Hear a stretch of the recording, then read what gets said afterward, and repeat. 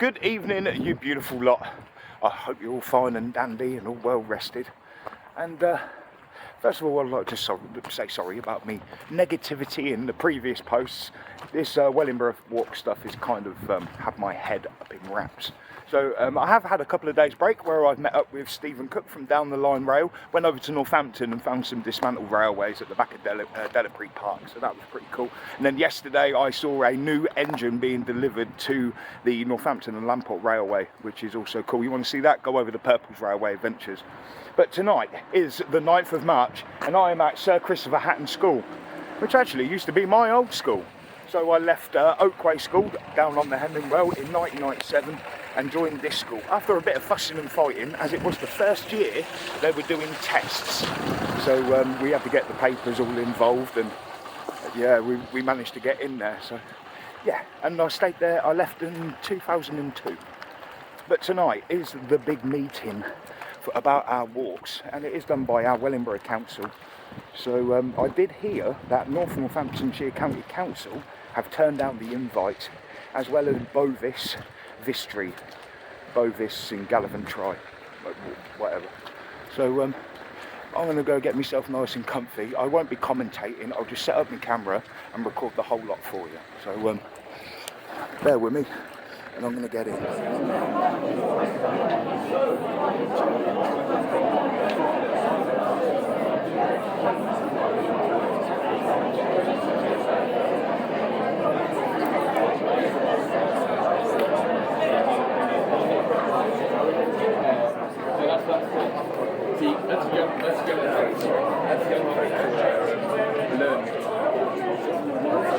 And then the older ones, you didn't have exactly what you say, not make a sick of it. Oh, no. It's all right. It's just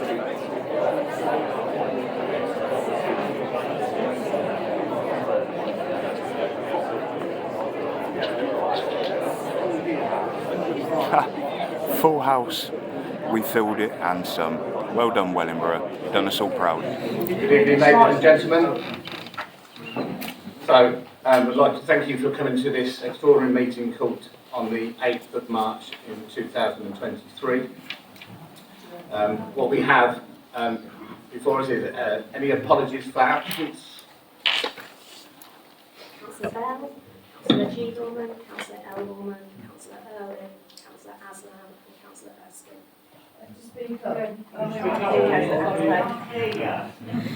Apologies, Will. Okay, close to the microphone. Hopefully you can hear us. We'll do that again. We have apologies from Councillor Bell, Councillor G. Lorman, Councillor L. Lorman, Councillor Irwin, Councillor Aslam, Councillor Erskine. Thank you. Any declaration of interest? Councillor Binley. You can shout it out. I'll shout it out. Thank you very much, Ms. Mayor. I wish to declare an interest. On my register of interest, I am an NNC councillor, so I suspect, subject of anything that happens this evening, I may well have to remove myself from the meeting, depending on the nature of the discussion. Thank you. Any other declaration of interest not already held? Councillor John Ford. ditto, Mr. Mayor. Thank you very much.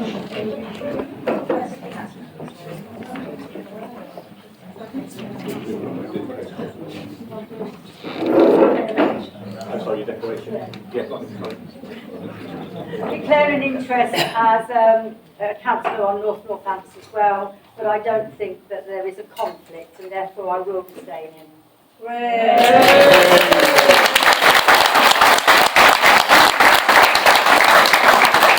Also, Mr. Mayor, I'm also a councillor on North Northampton Council, but there's no conflict. I'm staying.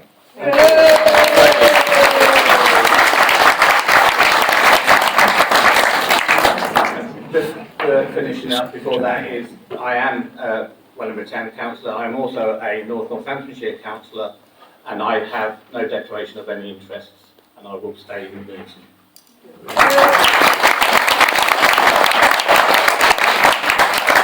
I'm just just have a little bit of advice from our clerk to start us off, and then I will be reading the protocol of tonight's meeting. I just thought it would be helpful for members of the public just to understand the declarations of interest for councillors which they're subject to.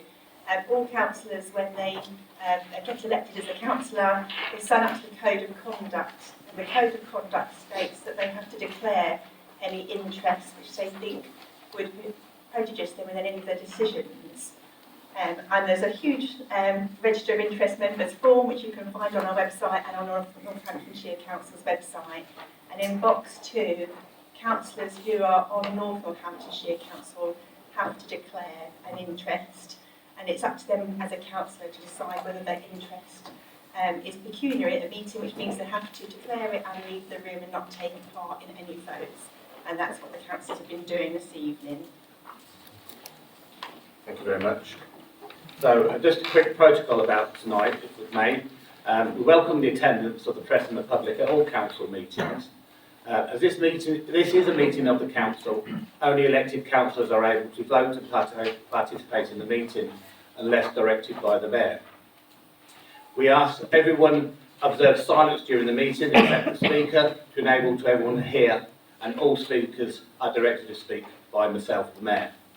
Members of the public are invited or were invited to submit questions by 7 p.m. on the 8th of March. I understand there was a few questions that couldn't make through the internet or email media, so we will allow those questions to take place within reason.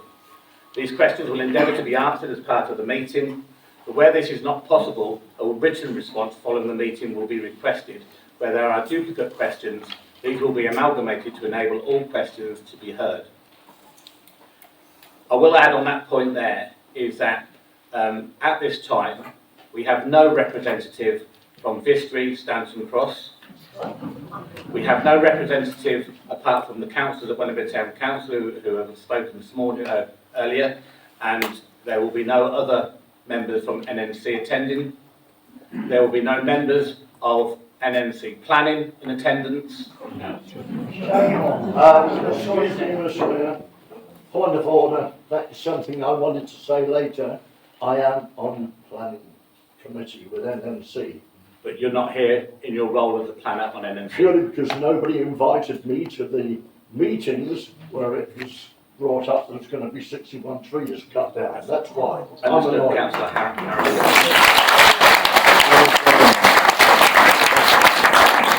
This guy here. So like I said, nobody from Vistry, nobody from NNC, and nobody from NNC Planning is going to be in attendance tonight. So the unfortunate outcome of that is that although we can be asking questions and making statements, there is nobody to respond. So we can't have any actions discussed, agreed on, because we don't know who's here. We can't speak for them because they're not here.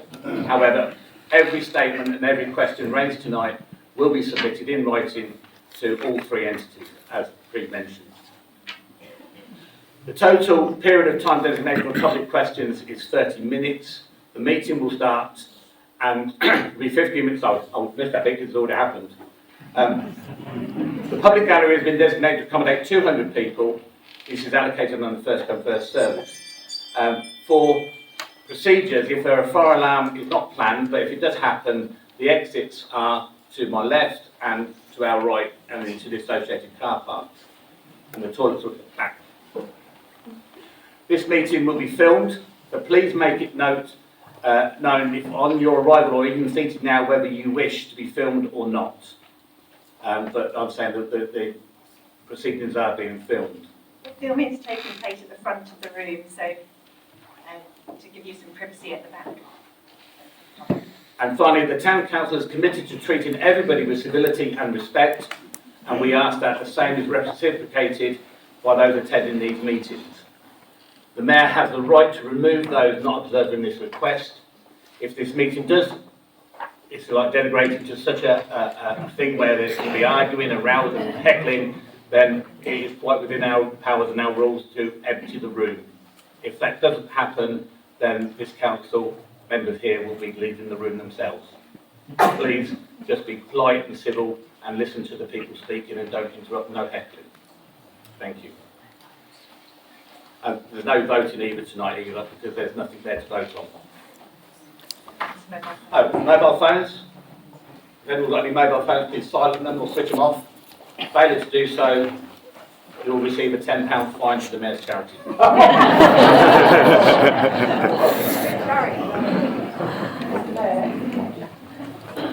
Sorry, point of order, I just wanted to clarify, you said just a moment ago that there would be no voting this evening. There's nothing to vote on, Councillor. There will be a motion put. It's a statement, it's not a motion. Looks like a motion to me. It's not a motion, there will be no vote on it. And if there was, we'd have to clear the public anyway to discuss it. The statement will be read out as written, but it's not a motion. Sorry, Mr. Mayor, can you make comments on the statement after it's read out? You can do, yes. And just for the public here, the intention is tonight is to allow the democratic rights of this council and the public of Wellingborough Town to speak freely as they wish. We're not going to handcuff or gag anybody, but please just be respectful of what you say and how we behave. Thank you. Mr. Mayor, I have in front of me a draft motion, which I know a number of councillors have been working on for several days. It actually calls on the council to take some action. It calls on the council to demand information from local Northampton Council. It calls on the council to take all necessary steps to safeguard the trees. And it talks about what we do about trees in the future. All of those things are quite clearly requests for action by the council. I cannot see how you can rule that is not a motion, Mr. Mayor, for it's quite clearly properly submitted by two councillors, and it calls on the council to do three things, which I hope all of us can agree. I also cannot understand, given that it does not refer to contractual or financial matters that need to remain confidential, why the people of Wellingborough should be shut out of the meeting if, as councillors, we get the chance to vote on this to try and get the council heading in the right direction rather than the wrong direction. On what basis do you want to exclude 200 plus people of Wellingborough who've come here on a rotten night because they're as angry about this as they've been as angry about anything?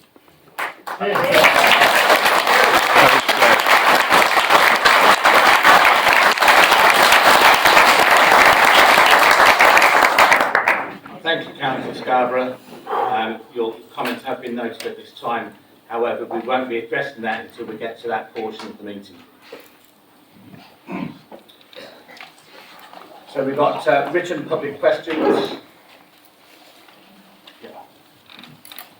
We've had a number of written public questions in. Thank you very much for your questions. And we have three speakers this evening who are going to give some questions to be answered. And I'll ask the speakers shortly to go over to the stand to speak and offer your first. But I thought it might be helpful for everybody here just to give you some understanding of where we are and why we've come to this meeting this evening, and a little bit about context around the Town Council and our role and why we're here to discuss this before we get into questions, hopefully understand which ones we're able to answer and which ones we'll have to ask North Northamptonshire Council and History Group to answer. So a little bit about context around tonight's meeting. The Town Council does not have any deciding powers on planning matters or highways matters. They're all dealt with by the principal authority, which in our case is North Northamptonshire Council. However, the Town Council is elected to represent the community and act in their best interests, which is why we're here this evening.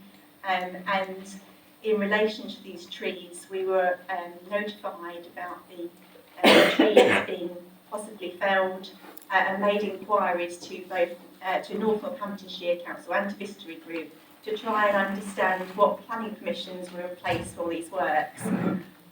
Now, the trees which are being earmarked for felling are on what they call Route 2, which is part of Stanton Cross development, linking the main roads for London Road. And initially, a plan application which was submitted in 2004 earmarked 11 trees for removal along London Road. This was just an outline planning application, so it gives you the broad detail of what is proposed, and it's agreed then in principle, which it was, and that was by the former Borough Council. But the detail around the development itself is then done through subsequent applications, and these are called reserved matters applications, or a full application, which gives you the detail around what is proposed and outline planning permission. So in 2015, there were variation applications submitted, which varied a number of conditions in the original application, and also discharged some of the conditions, and there was 55 conditions on the original outline planning commission. And then the conditions which are put gives you some control around how the development is formed.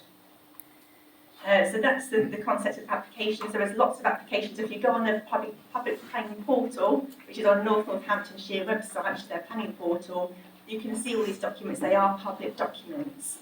However, what we tried to ascertain, and we weren't able to for the public planning portal, was to get some maps from the 2015 application and any further application which specified any more trees to be removed along London Road.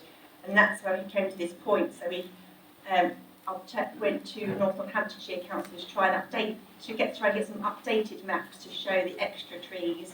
We weren't satisfied or able to obtain those maps.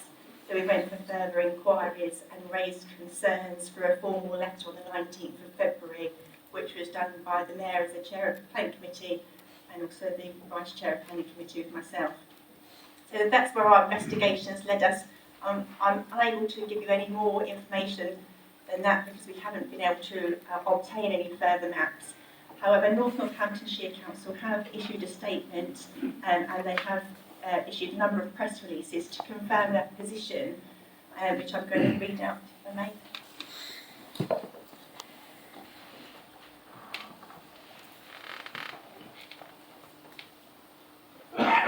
Okay, so Northamptonshire Council have said that there is an authorised activity to facilitate the diversion of essential utilities, including a high-pressure gas main, water fibre optics and electricity.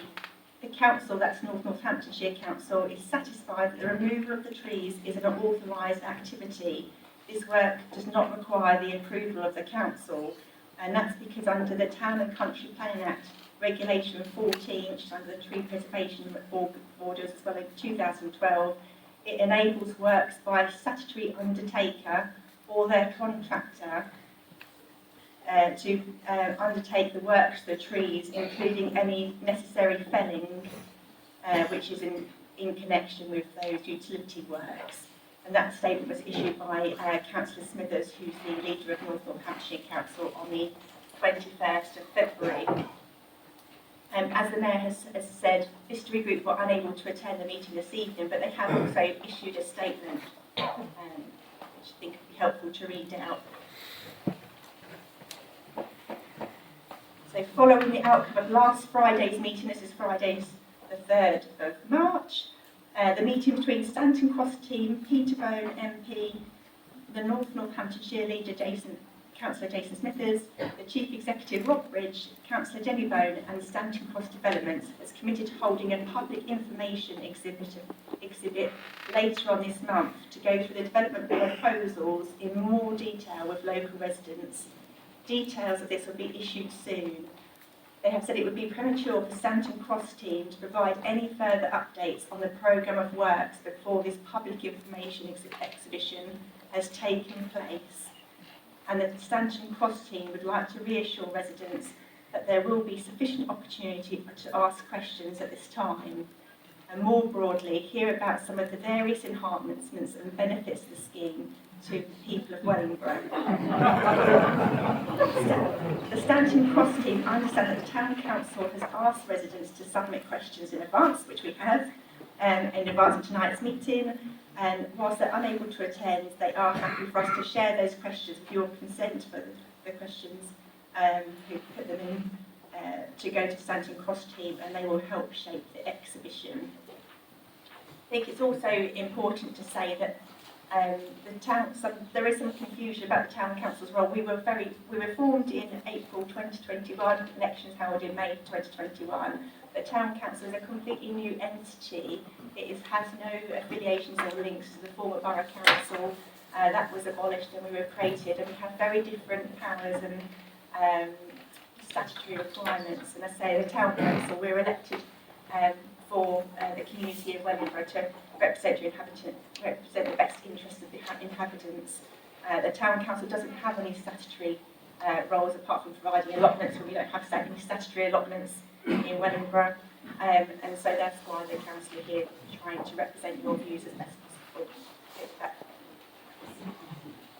possible. Thank you. So, going on that at the moment, before we hear the written public questions, there was an indication of a letter that I wrote myself as Chair of Planning at Wellingborough Town Council and Councillor Stevens as Vice Chair of Planning at Wellingborough Town Council, of which we sent on the 19th of February to George Candler, who is the Executive Director of Place and Economy and the Deputy Chief Executive of Northamptonshire Council. We have had a response to that letter today, which is probably why no one has seen it yet, because we haven't published it, but I will read out the response as per. Addressed to myself, Councillor Jonathan Eakins and Councillor Anthony Stevens. Mr. Mayor, can I ask a question? So I'll start with it. I'll stand there. It might help the general public if they knew what was in that letter to start with. You're giving an answer to. The letter was actually published on online, I do believe.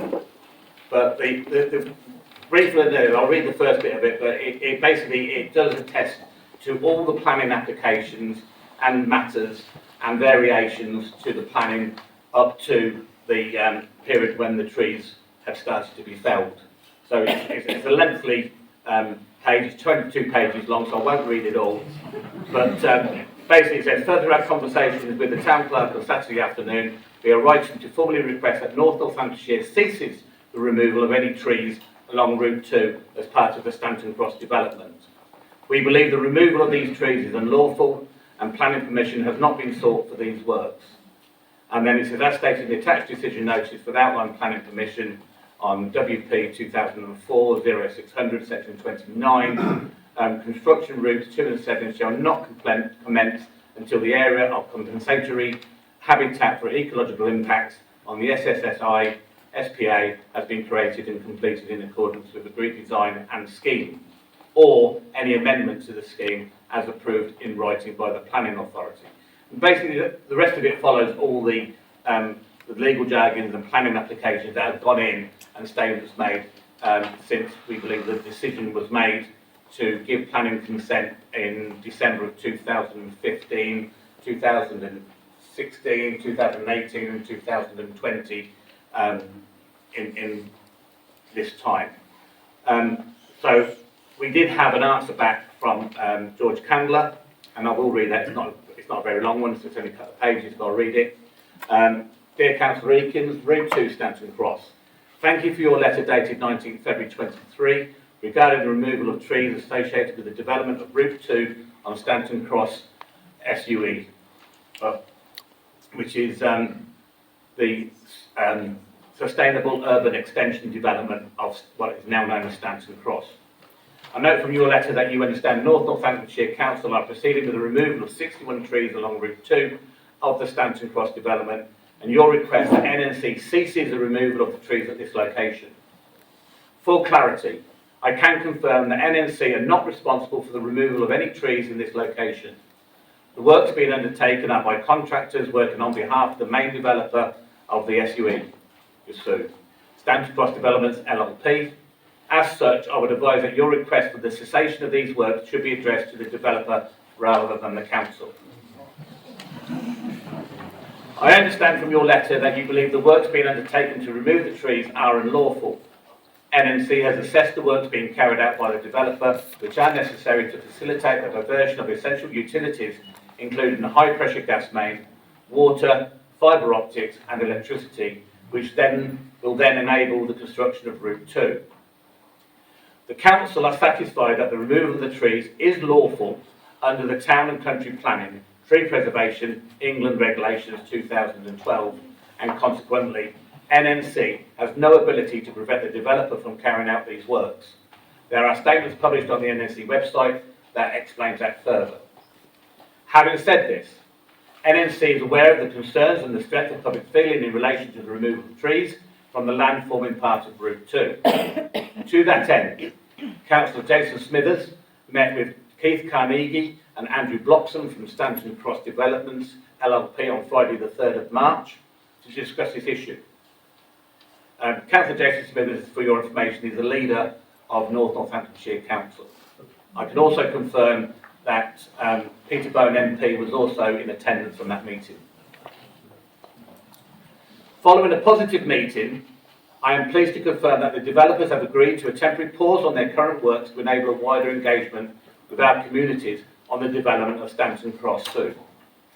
The agreed pause in these works that Councillor Smith has obtained agreement to would appear to provide the Town Council with an ideal opportunity to engage with the developer and seek information from them on their future intentions. Yours sincerely, George Councillor, Executive Director of Place and Economy, Northamptonshire Council. As our clerk had already intimated earlier, is that Stanton Cross Vistry being the main contractor for, shall we say, the Bovis Homes. But as you have somebody that has to put infrastructure in, and Vistry are the main contractors engaged in the construction of all infrastructure for the Stanton Cross development. Stanton Cross Vistry have indicated within, well, by the end of the month at least, is that they will call a public engagement meeting where members of the public can attend, and again they can put their feelings, thoughts and questions to the contractor on what their plans are, what the mitigations are going to be, and any other things that they feel is necessary to be answered. And anybody, it's a public meeting, you're all invited to go to that, and I urge you to do so. So that's the statement that we had from Northamptonshire in relation to the letter that Councillor Stevens and myself submitted. So does anybody have any questions on there? Is there going to be any guarantee from Vistry that they're going to do when the public can attend, or do you think they'll do it on a work day when people won't be able to come? That's a question we can put to them. That would be good, just to make sure people can come. Yeah. Do it an evening or weekend. So ideally over a weekend or an evening. Yeah, yeah. Sure. Councillor Francis, sorry. Pete, forgive me if I don't see you straight away, but we've got other people scanning for hands. Councillor Francis. Well, I'm pleased that somebody eventually replied to the Town Council, but it's a bit late. I mean, what, half an hour before the start of the meeting? I think it's disgraceful. And then they decided to put on a meeting at some point this month. Why couldn't they attend tonight? What have they got to hide that they couldn't come here tonight and tell us about or defend themselves about? I know what you've just said about, you've read the letter from NNC, and they're distancing themselves from everything. They're basically saying it's not us, it's Vistry. Somebody gave Vistry the authorisation to go ahead with it. And we need to know who that was, when it was, and what they're allowed to do. They can't just be allowed.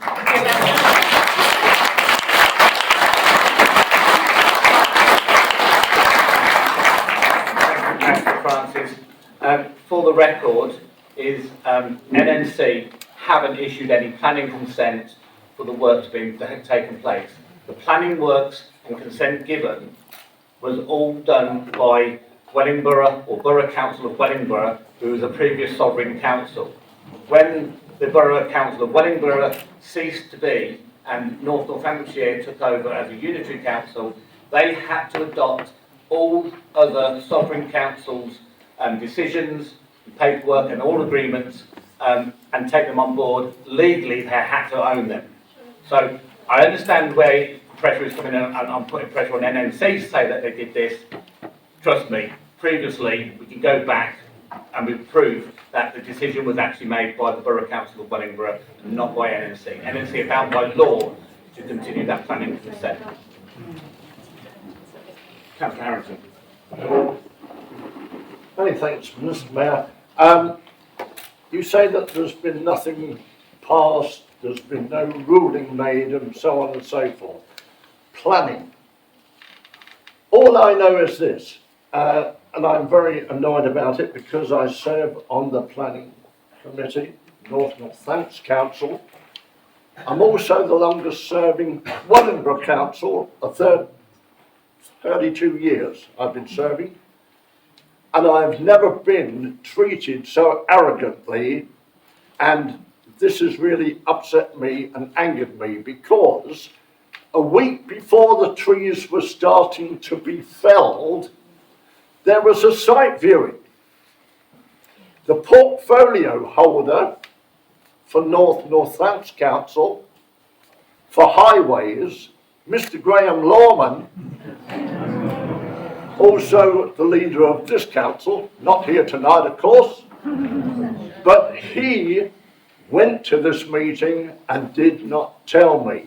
The reason I make an issue of this is because at that meeting, at the site viewing meeting, it was said that they would chop down 61 trees.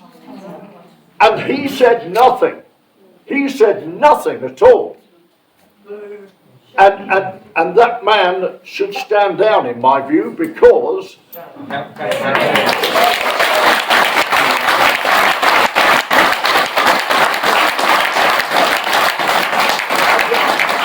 the reason I say that is when we all stood for an election. Harrington, yes. if I may just be advised, is that please adjust the protocol, and we're not here to berate people if they're not here. Okay.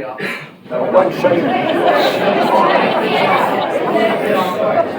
but when we all stood for election, we stood for election saying that we would stand for the people of Wellingborough. Whether we agreed necessarily with everybody from Wellingborough or not, it didn't matter. We said we would be the voices for the people of Wellingborough. Unless we're all prepared to do that, I've had phone calls, and I won't tell you who from, trying to stop me being here tonight. I've sent emails to people and not got answers. So I am here, and I just want people to know that it was said at a site viewing meeting a week before the event there was going to be 61 trees. Nobody did anything, nobody told me. They knew if I'd have been there, I'd have made an uproar. Thank you, Councillor Harrington. Thank you.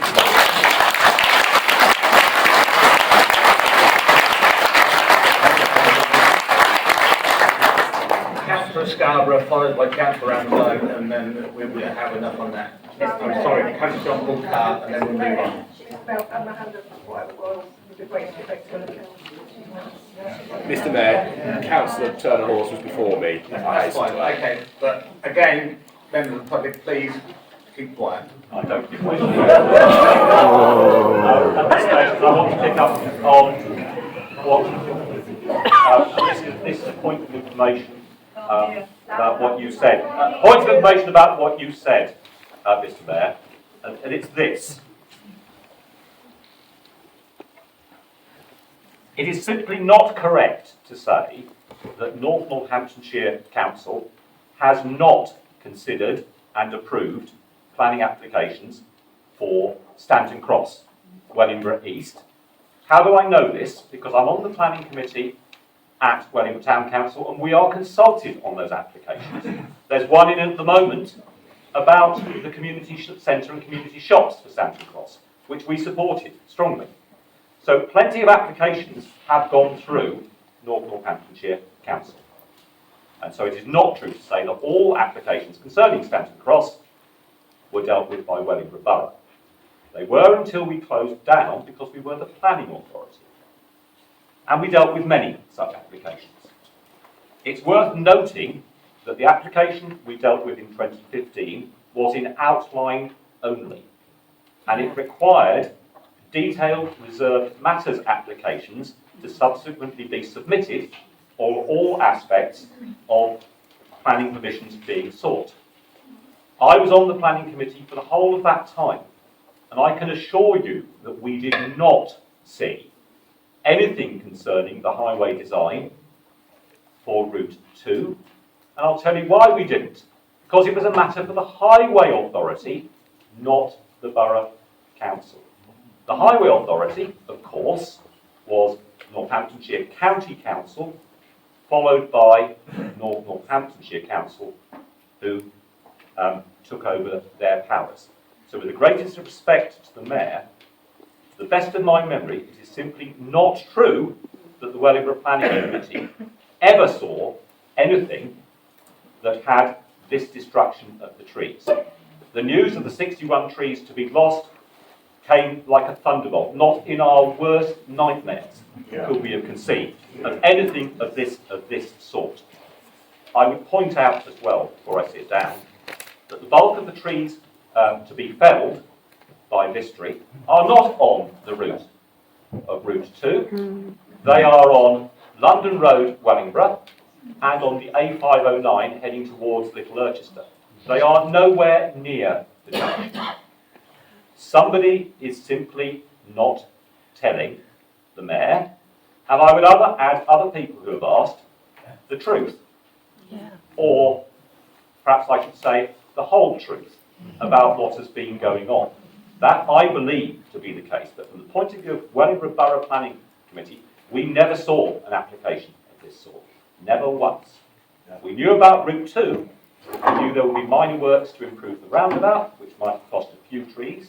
I think up to 10 or 11 being talked about. But that's all we knew and all we ever knew. Everybody is trying to get answers to questions from North Northamptonshire Council. Councillor Eakins has got more or less the same answer that Councillor Griffiths, independent councillor on North Northampton Council, got. The only bit that Councillor Griffiths got that was extra was this. The town council was not told about this or asked about it because officers didn't have to do it. The members of North Northamptonshire Council were not told about this because it was operational matter and officers didn't have to do it. Only one councillor may have been given some forewarning, who was the portfolio holder, but it's unclear how long before the news went public that councillor, that cabinet member, actually got the information, or indeed whether they did at all. All Wellingborough Town Council has asked for is a simple audit trail of what happened when, as Councillor Francis said. Who made these decisions? When did they make them? Who did they consult? And we've got none of that, and nothing that Councillor Eakins has read out to us tonight tells us any more about that. Not a vestige, it just tells us to go away because it's all right. And it's not all right.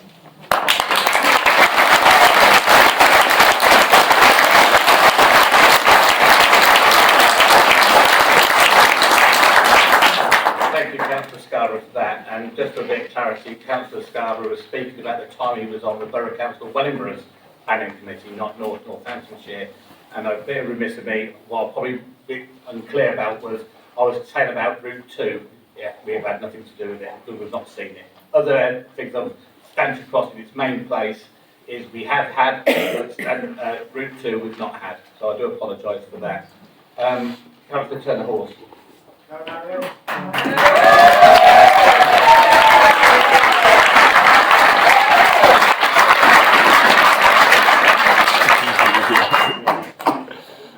Is this on? Thank you, Mr. Mayor.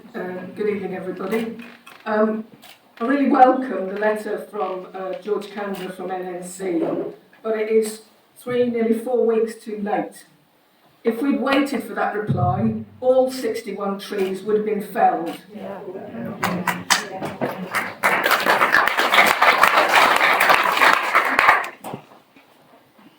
There's so much to say about all this, I'm not going to do all of that, but in terms of lawfulness, obviously Mr. Candler was mentioning about the works being lawful, and clearly that is being contested. I and the barrister which are engaged and the community have engaged actually had a meeting with senior officers from North Northampton Council last Wednesday, and it was very clear at that stage, even though North Northampton Council is relying, and Vistry are relying on the exception that comes, or the exemption that comes from the statutory undertaking regulation in terms of the Town and Country Planning Act regulation number 14, clearly that is not yet proven. And in regards to that, the barrister and myself wrote to the leader of North Northampton Council, Jason Smithers, last Thursday, asking for explicit information from either North Northampton Council or Vistry in regards to the grounds under which they are claiming statutory undertaking rights, as it were. Because the law is clear that there are only certain kinds of organisations that can be statutory undertakers, although those organisations can pass on that duty to other bodies. What we've asked for, and we still have not heard, despite the subsequent meeting on the Friday by the North Northampton Council and Vistry, what we actually asked for was clarification, and on a number of questions that were sent through, and if the Mayor would indulge me, I can read the questions that were passed by the barrister through myself to both North Northampton Council and Vistry. They were asking for clarification on the grounds under which Vistry felt they have that statutory undertaking power, where they're getting it from, which organisation is saying that they can do those things, because, and those organisations have to be explicit also about what they can do. So, also the clarification in terms of a plan showing those works on site, exactly where they are and why any trees would need to be felled because of those works. All of those questions were asked for last week, last Thursday, and as yet we have still not received an answer. So the barrister has advised me again this evening that unless that information is forthcoming, unless that evidence is provided, and it should be provided to North Northampton Council, and I'll clarify that in a moment, unless that's provided, this work is not exempt, and therefore the tree preservation order still stands, and the lawfulness of the work that has already been done and could be done is still unproven. In terms of North Northampton's role in taking action and supporting the work that we in the community have tried to do, this is North Northampton's responsibility. They hold the TPO that was signed off and put in place by the Borough Council of Wellingborough 2016. North Northampton Council has the legal responsibility to oversee this. They cannot abrogate their responsibilities. They are in the frame. They absolutely have a role to play. And I really would hope, and I call on them, to do the right thing for our community, do their job, and make sure that the work that is being done is lawful. I have lots of evidence which we have shared with them that shows that is at best in question. Thank you, Mr. Mayor.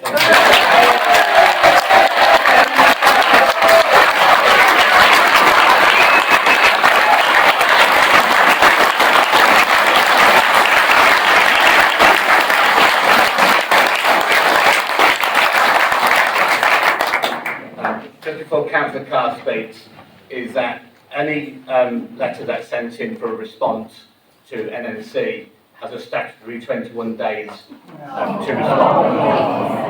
It's always been the same, and it hasn't changed in any council that I know of. However, it doesn't stop the frustration of people not having a response early enough. If we had responded earlier, I'm pretty sure we wouldn't be sitting here tonight. And therefore, I can't say any more about that, but you will get a response. It's just that their time scales will do. And by the way, I think they can if they want to extend it. In another matter is that NNC have halted the works, and until they're, as I understand it, until they're happy, that they won't start again. Councillor John Paul Carr. Thank you, Mr. Mayor. Can I just ask a clarification of several points? Councillors are only allowed to speak for 3 minutes, aren't they? Correct. Okay, thank you. That's one of the first points I wanted to ask. The point that one of the other councillors mentioned, and this is interesting, notification was given on the 9th of February in regards to roadworks. I'm going to read what it says, okay? Roadworks. As part of the Stanton Cross development and improvement to road infrastructure, the Buckingham Group will be carrying out work along London Road at Wellingborough/Little Irchester. This will require 2 southbound closures around the A5193, which is the London Road at Wellingborough, and the A509 Tesco's roundabout. This will be done under 2 phases. The first will be from the Premier Inn, Dog and Duck, to the Tesco's roundabout, which is due to take place on the 20th to the 24th of February 2023. The second will be from the Tesco's roundabout to Daniels Road in Little Irchester, and is expected to take place from the 27th of February to the 3rd of March.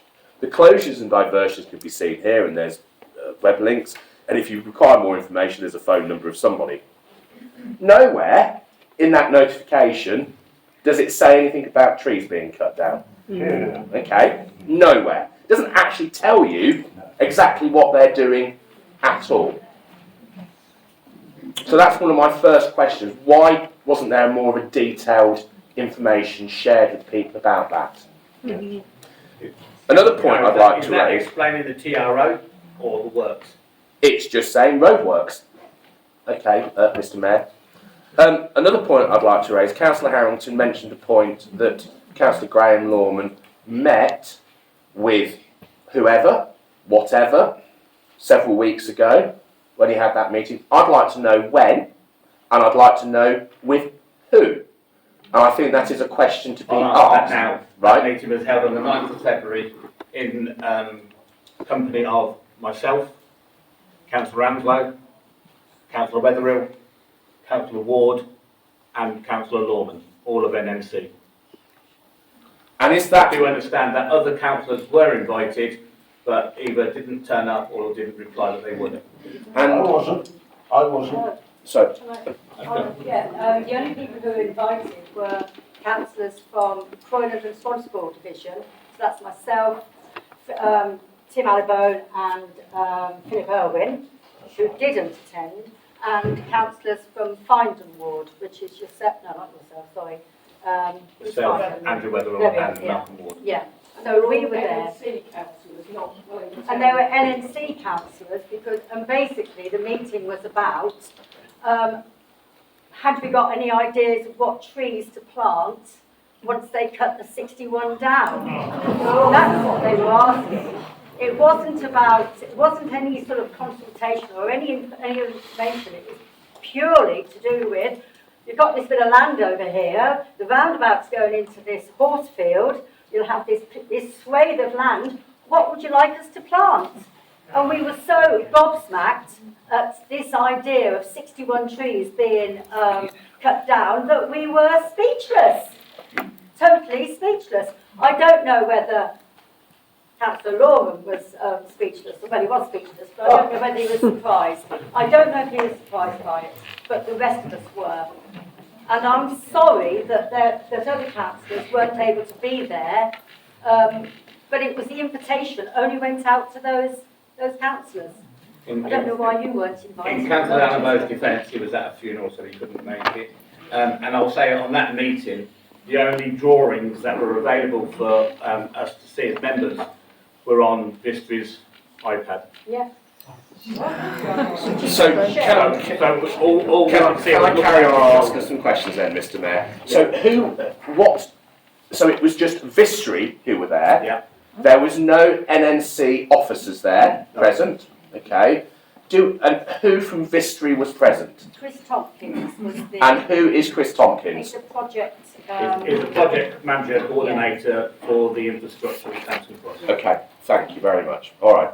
Now, going on to this idea of Route 2, which went through whatever process, I'm aware that all sorts of things obviously have gone on. There's a local plan for the Wellingborough area.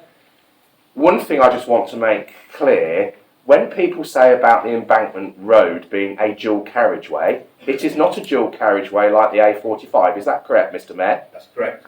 Am I right in saying it is going to be, funnily enough, a tree-lined boulevard, a bit like in Milton Keynes, with various crossing points for pedestrians and cyclists? Correct. Okay. And that road goes along the riverside, and where there's that sharp point along the embankment road where it swings round to the left to head towards the railway station, that road will go straight on and over the railway line to connect up with Stanton Cross. Correct. Okay, and there are other routes that are being developed around the Wellingborough area. So there's another route which is being planned from the Ditchford Junction on the A45 across the Nen Valley to link up with Sygate Lane. Correct. And likewise, once you're in Stanton Cross itself, just past the new school that they've just built, on the left-hand side, there will be a connecting road which goes through to the new roundabout on the Findon Road. That's correct. And from that new road on the roundabout, there will be another road which will go round and swing over the railway line yet again into the Findon Road Industrial Estate to connect up with Northern Way, Right. to form a road network for the expansion of Wellingborough. That's correct. Thank you, Mr. Mayor. Just for a bit of clarification, the Eastern Relief Road, which is being discussed at the moment, is part of Route 2, has been in discussion for about 30 years by my memory, and I think Councillor Harrington can confirm that. There's also going to be, off that road that we were talking about off Route 2, there will still be an access into the embankment for the splash facility, etc. Dual carriageway where people have got in their head, not necessarily a dual carriageway, it is dual carriageway in sorts because they're filter lanes running from left to right on the turns and the various roads coming off of it. So there will be times there'll be 3 roads, if you like, coming to the roundabout at Tesco's from Wellingborough Town Centre as they filter across around to the embankment road.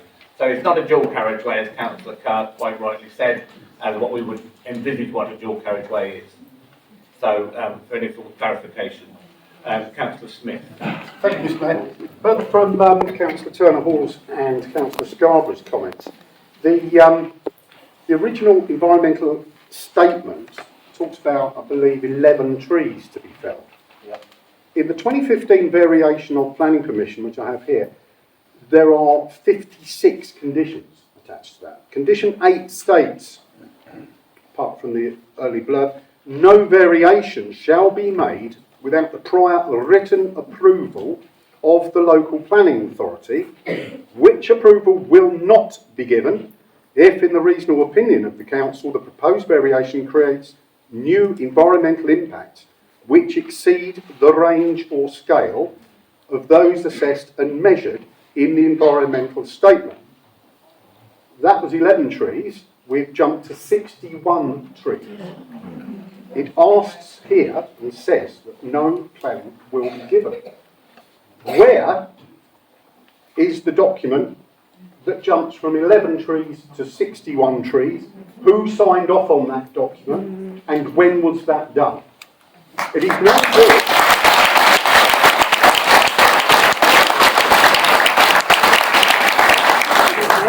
Saying and trying to commute that down to utilities and saying, well, you know, we don't have to have anything. The document here, condition 8 of the 2015 variation states that permission will not be given by the local authority. That is the question I want to know, who and when.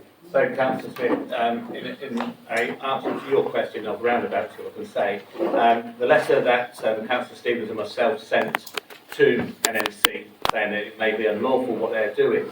Our clerk also had correspondence with NNC requesting that exact information. Where does it exist? Does it exist, yes or no? It's a simple question, it's yes or no. If it's yes, well, where is it? Now, under the rules, again, unfortunately that is what the rules are, it's in Constitution for both councils, is that they are allowed 21 days to answer. That 21 days expires, I think, sometime next week. About the 17th of March. They've had 21 days from that point. So at that point, they should produce those documents to us if they exist. If they don't, there's your answer. However, they can apply for an extension if they need to.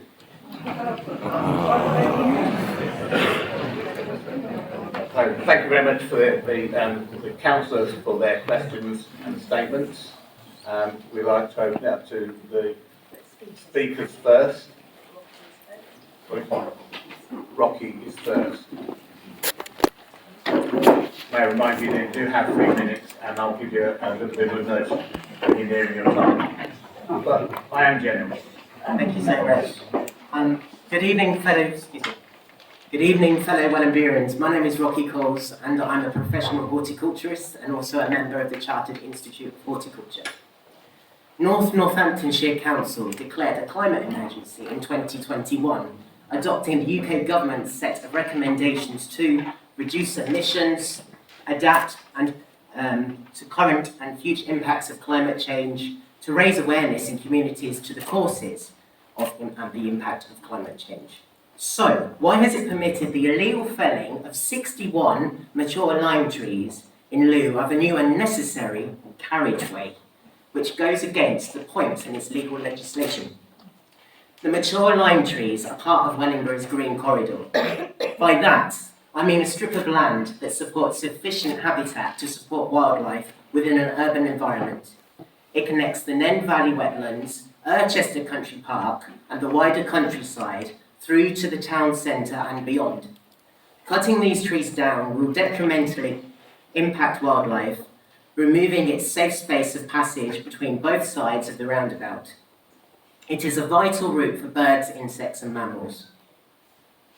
The road will destroy the orchids on the verges and the soil microbiology associated and release vast amounts of carbon. Where will the nesting birds go, and where will the bats roost? The nectar of the lime trees is a vital source for our struggling bees and pollinators. Ladybirds and hoverflies feed on the aphids. A huge ecosystem is lost when one mature tree is lost, let alone dozens. Does this removal comply also with the Nature Pollination Strategy and Environment Act of 2014, which NNC has a responsibility to uphold? Why aren't the developers being transparent when it comes to the ecological reports and plans? Replanting whips and saplings will not compensate the loss of biodiversity of these lime trees, nor the mass felling of trees within the vicinity. Species chosen to replace those already lost should not be pioneer species such as birch, which can only live for 80 years, whereas a lime tree up to 400. Is the replanting diverse, climate-proof, and will it reinstate the canopy cover, which has been lost? What about the maintenance plan? Replanting needs to happen within the embankment and the London Road area, not at Stanton Cross nor the new parks, as the locations are nowhere near those that are lost. Once the lime trees are removed, we are then left with old silver birch, which will in the not too distant future die and will be left with a barren landscape full of fumes, not foliage. So, to summarise action points of the Town Council, will they raise these points to the NNC?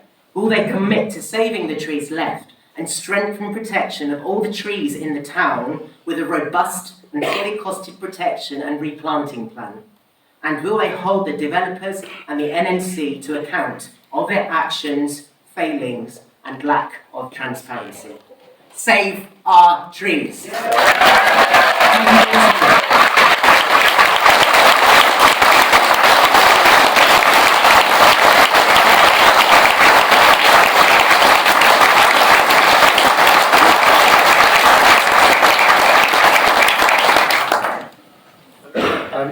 If I can just say, if you can give your, if you like, a copy of your speech to our clerks and our officer here. I'll try and photocopy or scan it, it's all handwritten. We can ensure those questions are actually sent to NNC and the district on your behalf. Thank you. Julie Reid, please.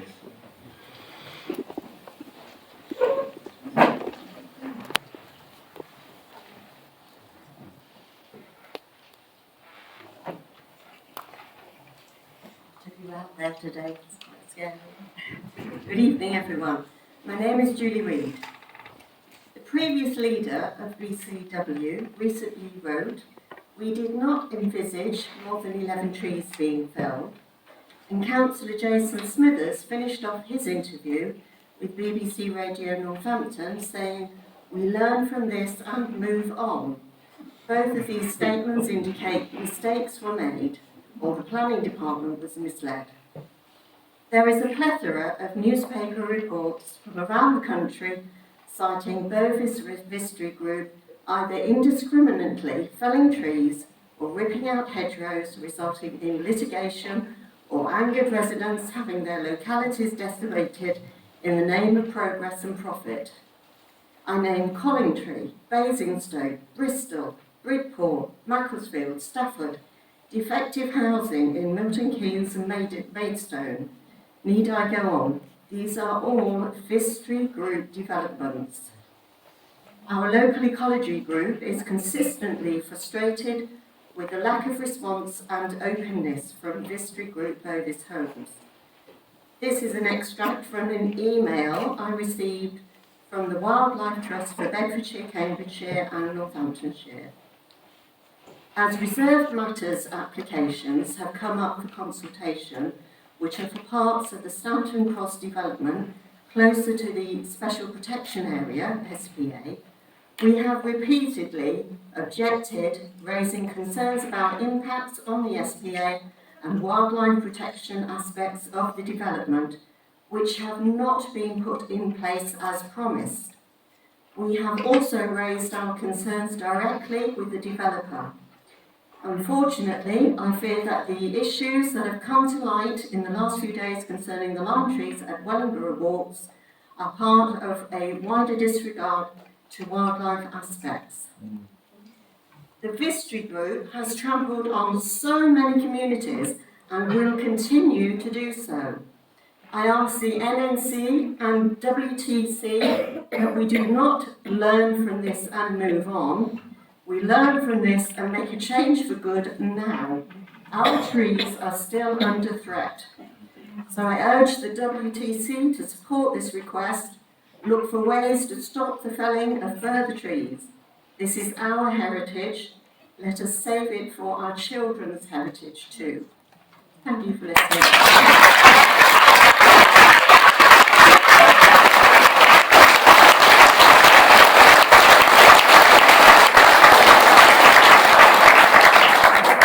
Thank you, Mrs. Reid. Likewise, if you'd like to submit your papers to our officers, then we'll ensure it gets passed on.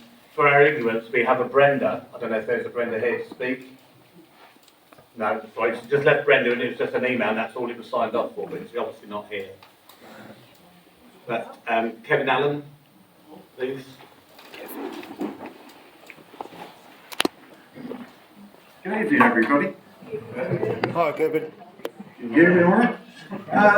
We've already heard that the word necessary mentioned by Jason Smithers when that was read out earlier on.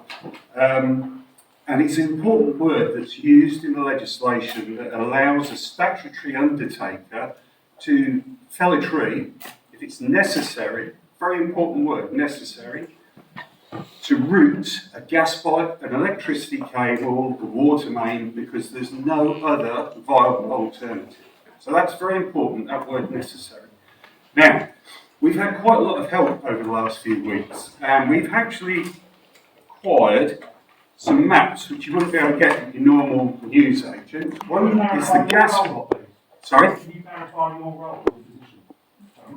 Who are you? I'm just, I'm Kevin Allen. I'm a resident. I've lived in and around Wellingborough most of my life.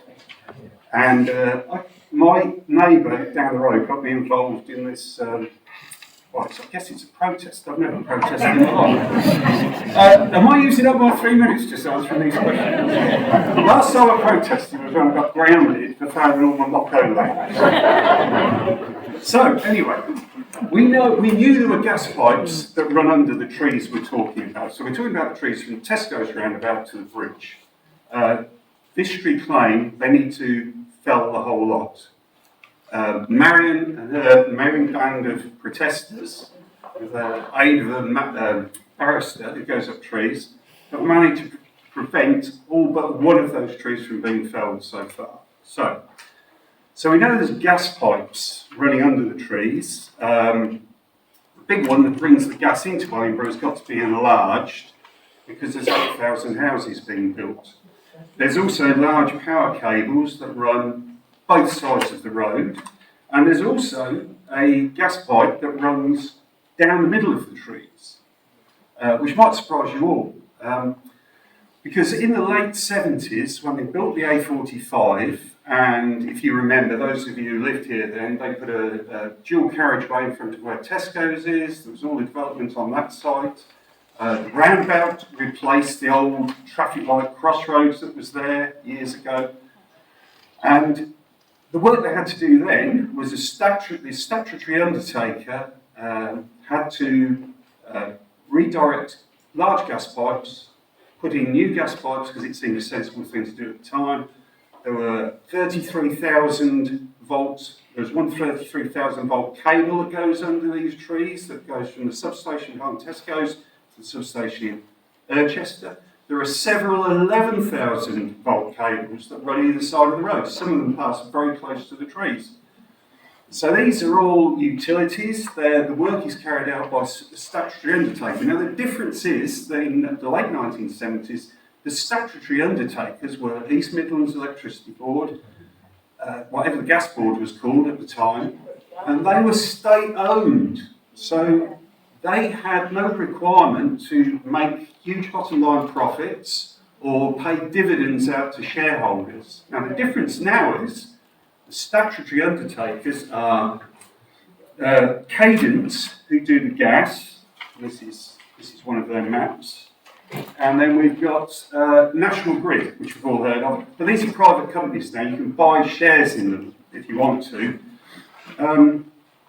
Now, all that pipework, the trees we know are 110 years old at that lower part. They're on maps that were drawn up before World War I. So they're at least 110 years old. So they predate all the utilities that run in, around them, between them, underneath them. All that work's been carried out. No tree has ever been lost to carry out that work.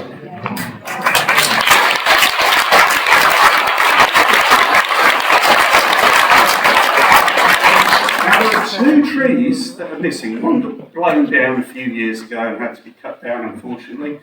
The other tree was cut down as one of the 61 that had to go. But all these trees would have gone, but they'd all be on the ground now, a pile of logs. But they're not. And the only point comes back to that word, necessary.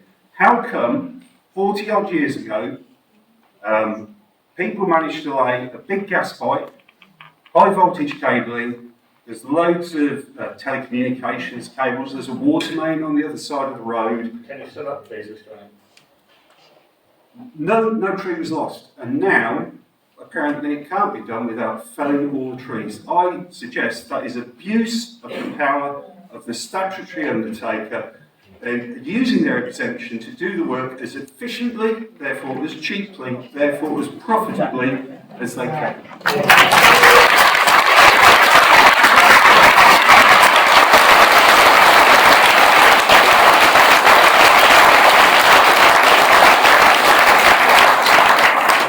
I know you didn't manage to get your notes, but if you can provide some written questions there so we can send on your behalf. Can't have any copies of the maps. Shall we make one of our own? I know there's two other members sitting in the front row. Are you going to speak or are you just sitting there as a... No, I'd like to speak. I have a question. I've got lots of written questions to be read out this evening. Can I read my own question? Yeah, what I'll just remind everyone is that we are only here till 9 o'clock. No, but other people want to speak and there's other matters as well. So we have to, I mean, we've given a lot of time for the speakers already, so if you can just be brief, that'd be fine. What's your name? Julie Ann Corby. So I had asked to speak, so.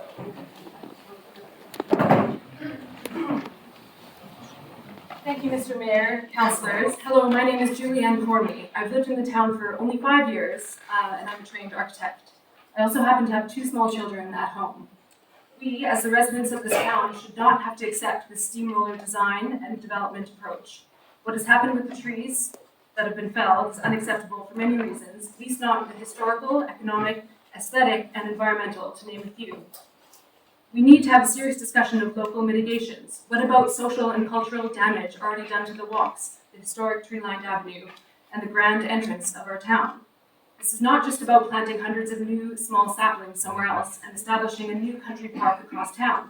That's great, but what about the value of the existing place directly disrupted by these enabling works? The original master plan was completed, 20 years ago, updates 5 years ago, and the details are still unfolding. The world has changed significantly since 2002. I find it unacceptable to claim that since outline planning permission was given, there is nothing now that can be done. Have we handed over a carte blanche to developers to fill in the details however they see fit?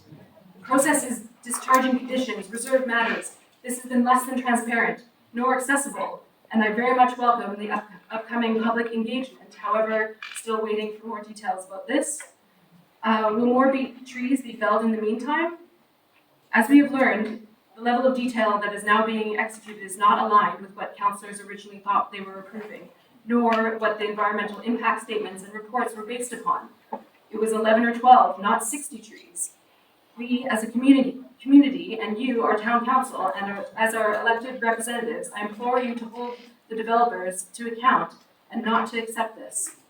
My specific question is regarding the splash park and the negative impacts that the proposed dual carriageway, or the road, enlarged road, directly adjacent to a children's play area.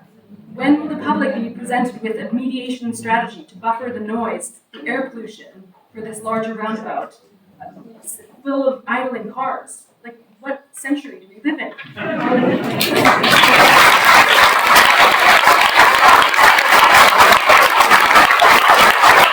How will families access the embankment, one of our town's main amenity spaces, safely? Have you tried to cross that road with a pram, a buggy, a toddler on your shoulders? There's been much talk lately of green corridors for wildlife, which I totally respect. What about the shared habitat for people? This is our town. Public spaces for the existing residents, visitors, our future legacy. Thank you.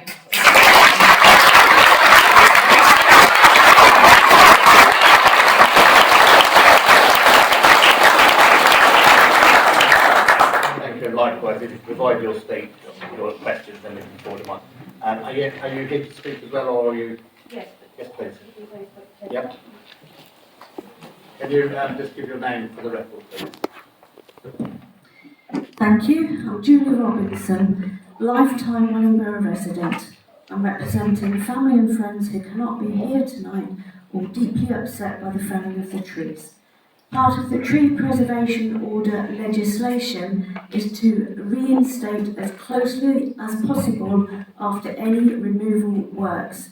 Can Wellingborough Town Council push NNC to ask what immediate action will there be to counterbalance the visual aspect from the loss of our 15 mature heritage trees and the instant loss of oxygen and air quality, loss of water retention and increased flood risk on London Road and the embankment? Thank you.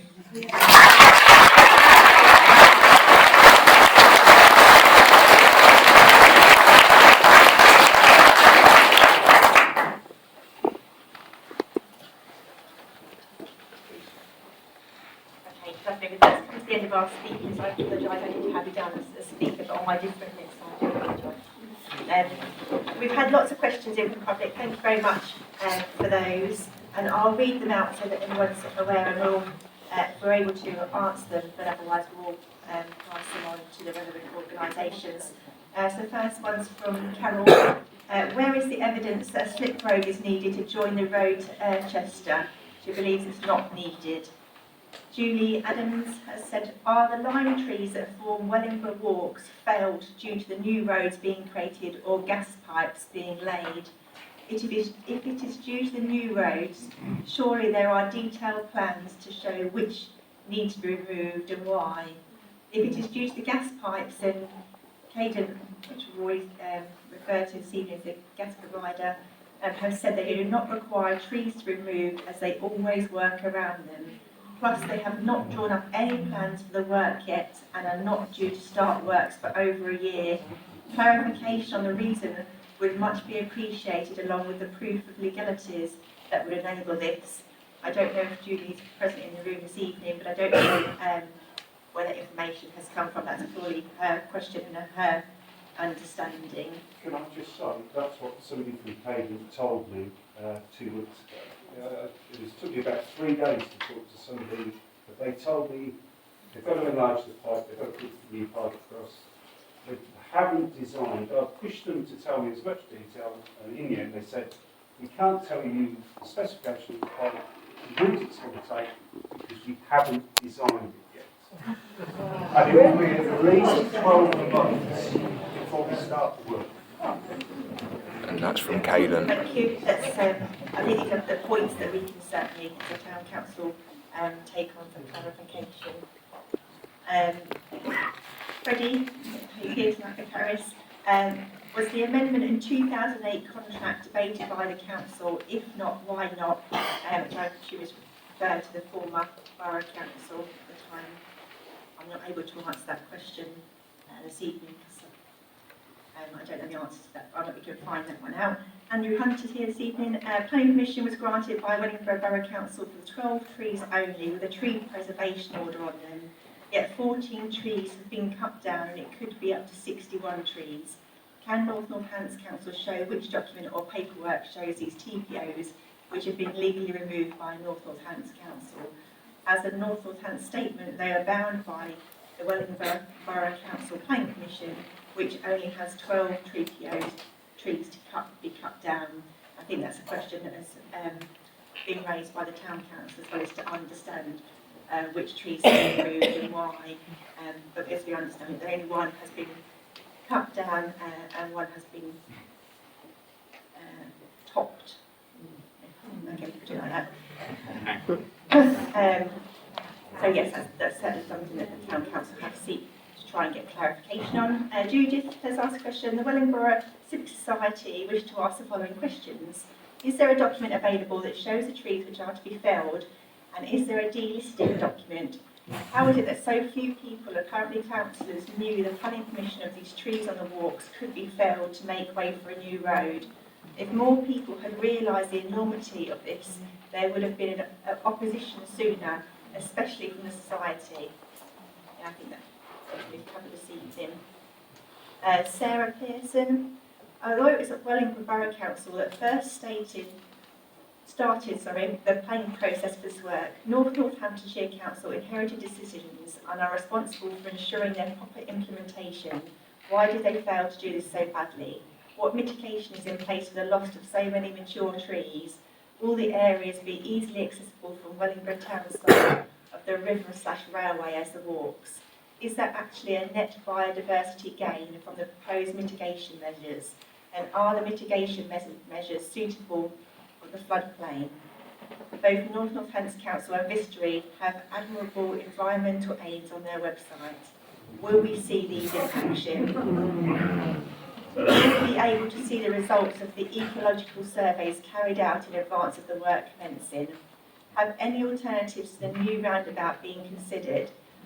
For example, a traffic light control junction and properly synchronised with all other traffic lights in London Road. This would benefit pedestrians, cyclists and e-scooters that require much less land. Do the measures include the plan? Measures included in the plan, along with the loss of floodplain, also take into account the extra water that will no longer be absorbed by how many mature limes that will be removed, along with all the other trees already removed in the embankment area. Why are the trees associated with that activity only marked up the day after felling has started?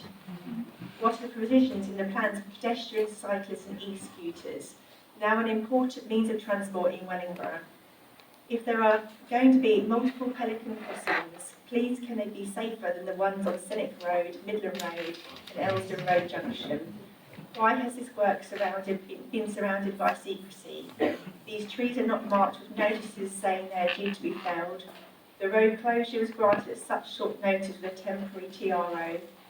Signs went up late, bus companies weren't notified, emergency services weren't aware, diversion signs were confusing.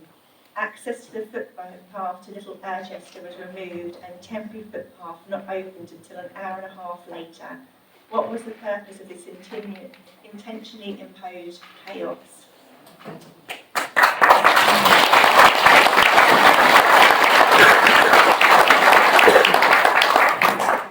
We have lots more.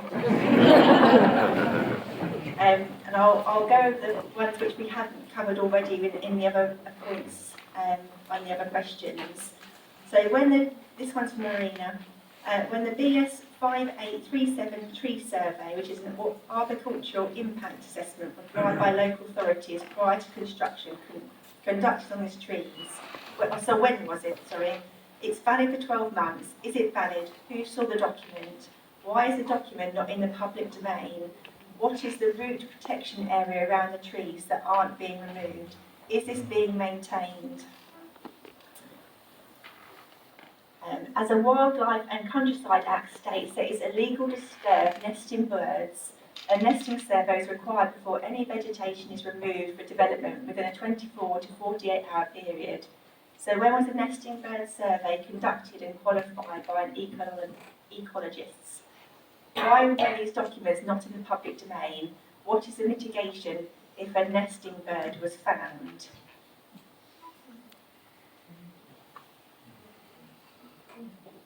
I had a question here from Duncan Forbes. I would like to know why the feeder road to the new roundabout to Tesco's has to be a dual carriageway. I think we've answered that this evening, it's not a dual carriageway.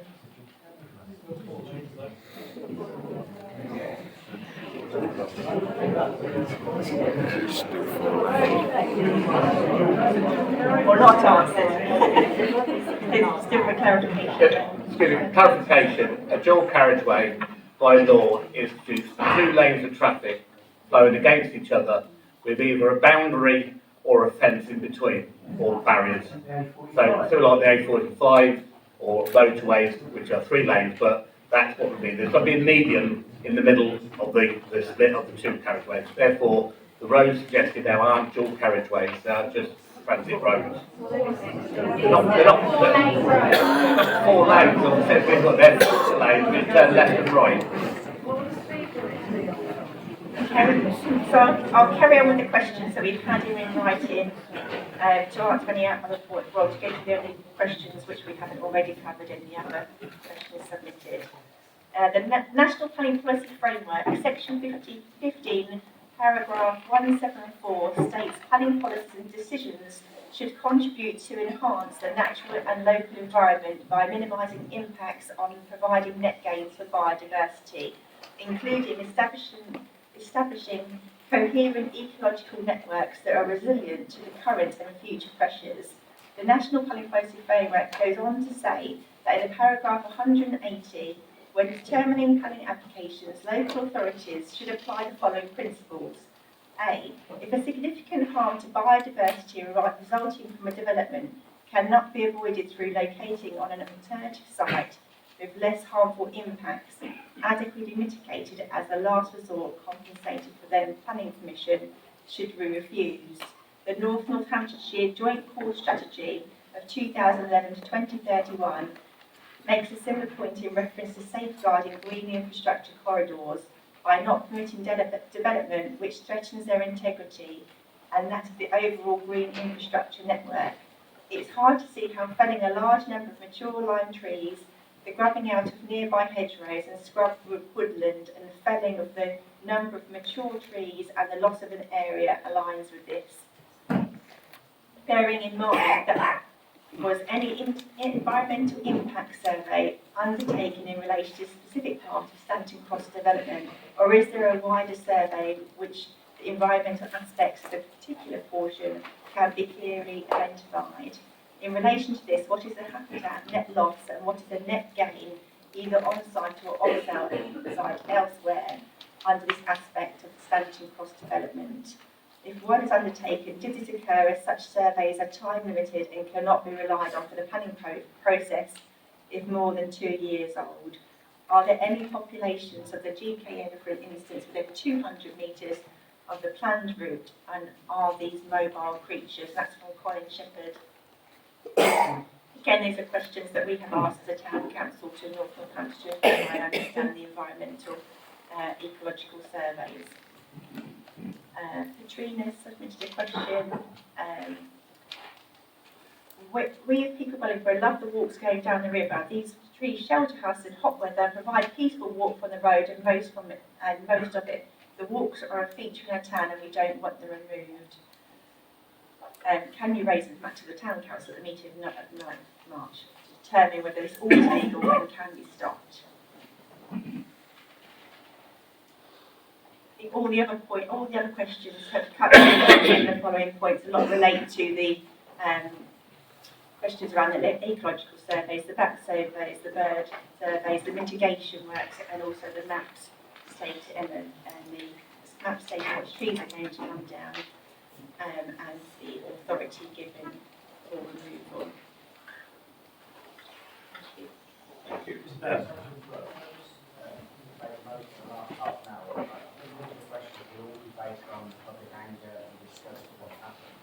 What we're all here to find out is what you're going to do on our behalf to make it stop. Absolutely. There is a process that we follow, and we are following that process, and then we'll come to that as per the agenda. What was missing off there is that there is also a bat survey that's been called as well. These are the tested bats in the remaining trees down there. I was asking why it took so many protesters, so many campaigners, the will of Wellingborough Town Council, why it took over 2 weeks to actually get this temporary stop order. That was a question that had been submitted. I don't know if you want to read it out, but it was different to the other questions. And I think what you've answered already is a bit of a fudge, if you don't mind me saying, John, because we are suffering a deficit of democracy at the moment. We all need to be heard. This 21 days of this is an absolute nonsense, because if we'd have all waited 21 days for our thoughts to be heard, we'd have no trees there. Well,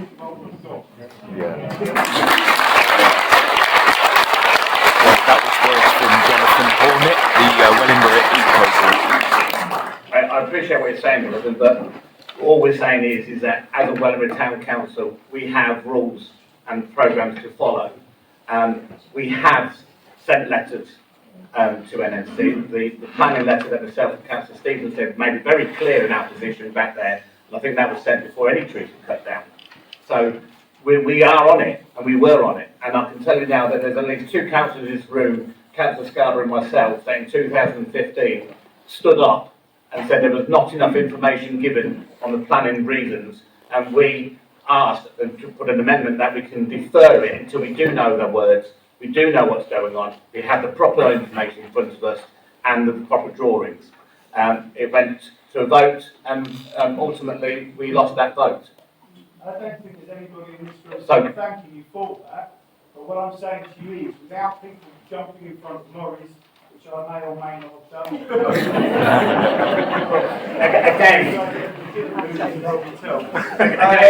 Without those people, without like Marion, without a lot of the people in this room, including the people that spoke, the trees would have gone, and we've waited, nearly 3 weeks now for this meeting.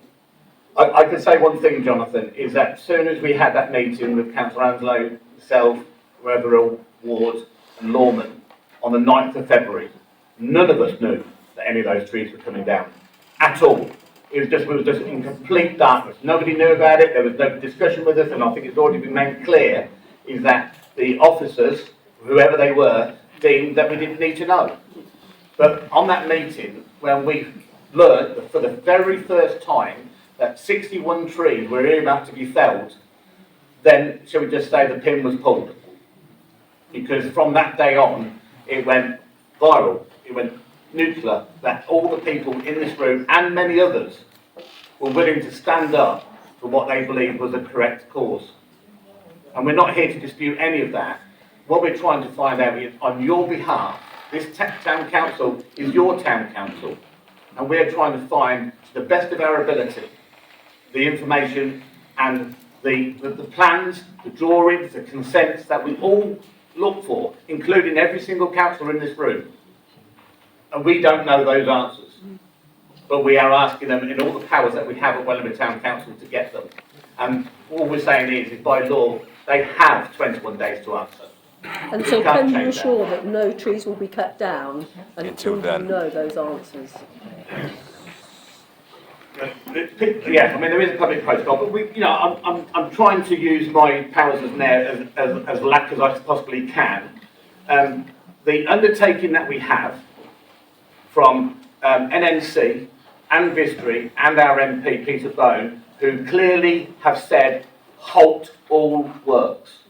That, as far as we're concerned, has been agreed, works have been halted. Vistry have said they're going to have a public meeting where that the engagement is that we all can go there and all ask questions again. The questions that you've asked in here today and submitted in writing will be sent to Vistry and NNC, including all the portfolio holder for these. And any other questions that anybody you have coming forward today, tomorrow, next week, if you submit them to us, then we will send those on your behalf to the people that need it. That's our undertaking as well as a town council on your behalf. Elaine Francis. Well, I'll come back to you. Mr. Mayor, I was just going to ask if we can move the meeting on. We only have 25 minutes left. We have to legally end the meeting at 9 o'clock. And we have a motion that's been put forward.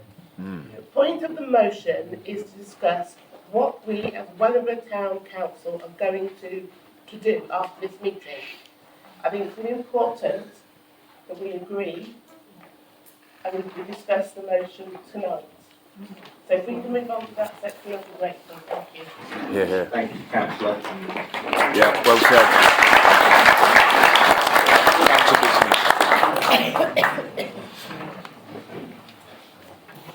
What I'll do is, we do have 25 minutes left, and I will allow, in fairness, some answers or some questions from the floor, but I'm going to restrict it to 6. Okay, so the lady with the high-vis jacket's first, followed by the guy in the brown top at the back.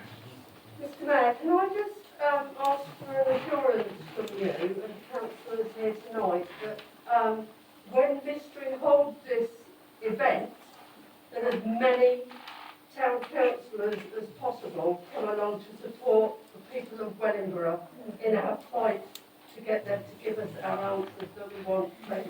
I can't answer for the other councillors here, but I will make my damnedest to be there.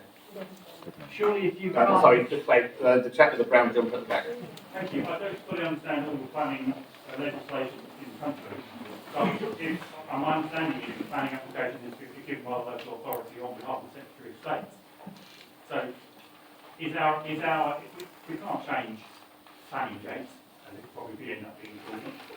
But are we not allowed to appeal to the Secretary of State in relation to the planning application? And clearly all of this messaging going on that's come out tonight is clearly extremely confusing and muddled.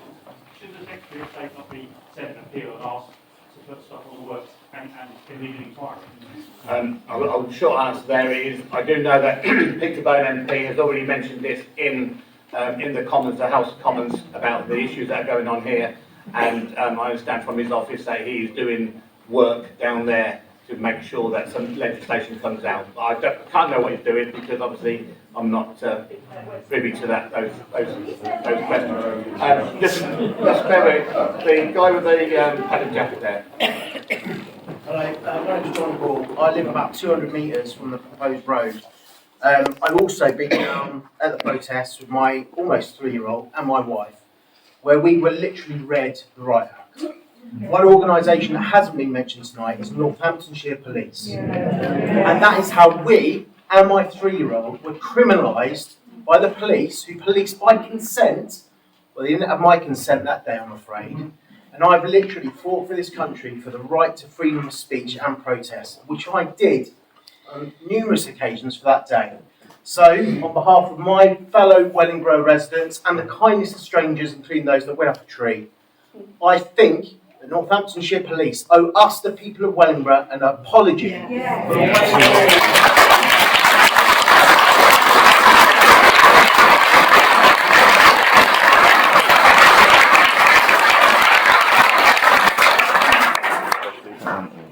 going to say that surely if Wellingborough Town Council don't know that 60 trees are going to be cut down until the morning it happens, is there any point to a town council?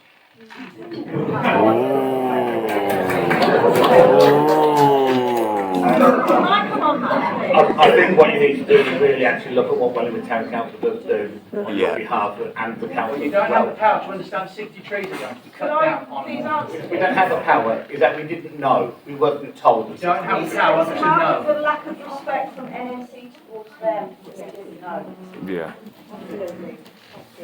Yeah. Well said. Just one more question now.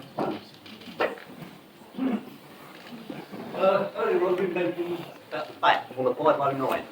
Yeah. Now, I witnessed two guys from that contractor's company walking. One had a sonic wand, and he was holding it up at the tree. This is during the day. And everybody knows the back's complete during the day. And the only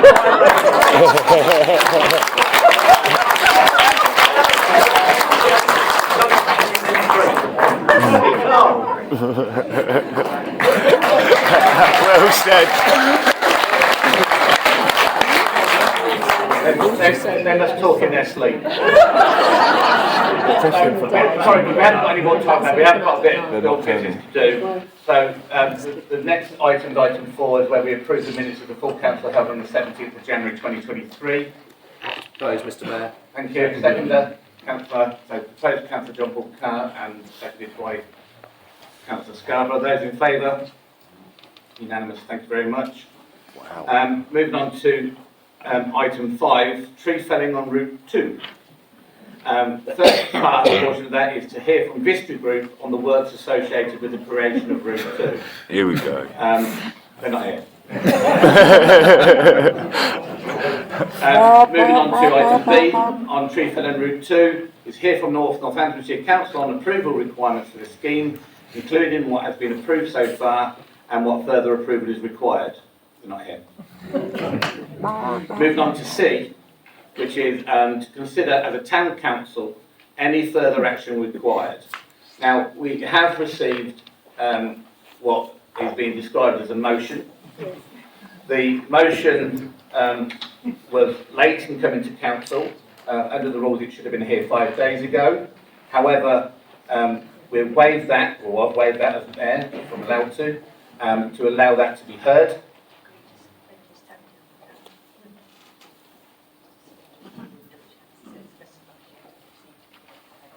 Okay, so for us to enable to hear this, I've been advised that as a council we have to suspend standing orders to receive this motion or this statement. So I'm asking the council if anyone would like to propose that we do suspend standing orders. I propose. And seconded. All in favour? Unanimous. Cool. Unanimous. Well, we're in favour. Can you explain what that means, please? Yes, please, for the camp. So there's protocol. So the protocol for bringing a motion to council is that in the Wellingborough Town Council constitution, it says that to bring a motion or anything else into council, it has to be 5 clear days before the meeting. We received this earlier or later this afternoon to do that. So for us to enable us to hear this, is that as mayors I have to ask that we suspend standing orders, because the standing orders is you have to wait 5 days. You have 5 clear days. We're not doing that, so we've had to then legally suspend standing orders to allow it to happen, which is what we've just done. Okay, thank you. Mr. Mayor, have we sought legal advice on that? We don't need to have legal advice. Okay, that's fine, as long as you say so. I think it's just a standard thing of standing orders, and as mayor that I'm committed to do so. So, Councillor Anslow is going to present a paper for us to have hear and then make comments on. Councillor Anslow. Thank you.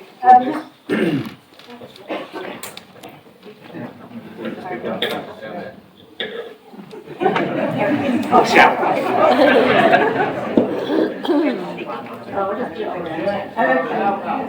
I'll just use my teacher's voice, if you like.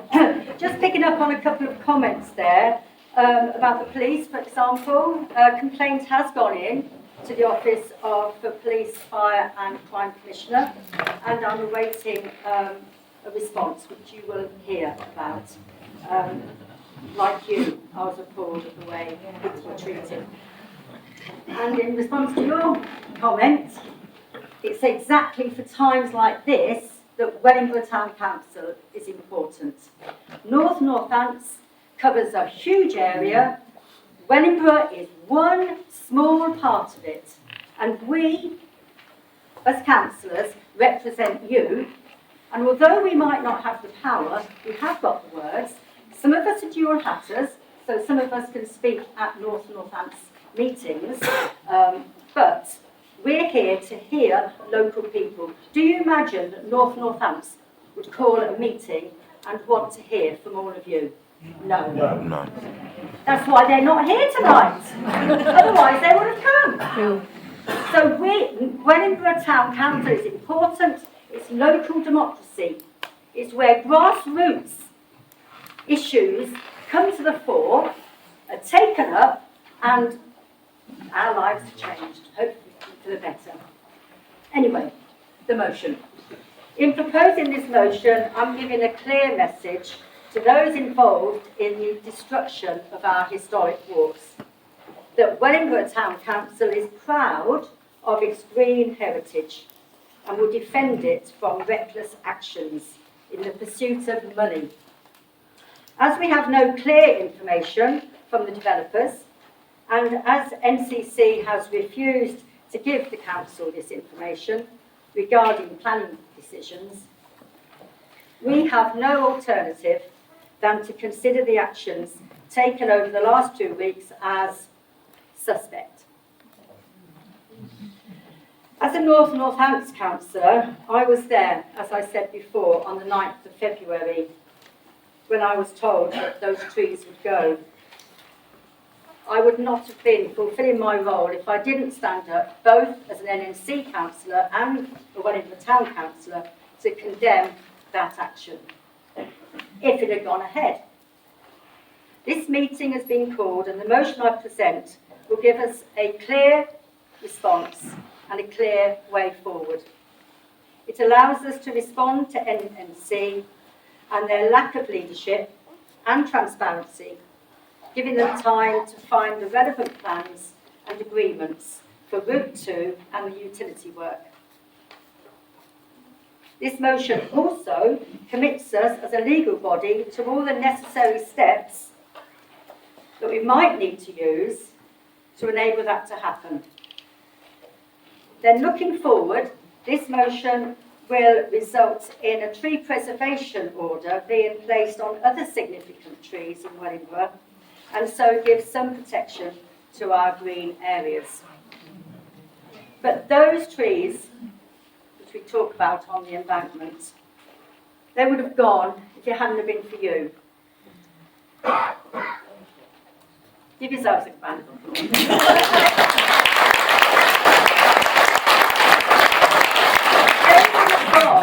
They would have gone if it hadn't have been for people like you getting up and protesting, even if it's the first time you've protested in your life.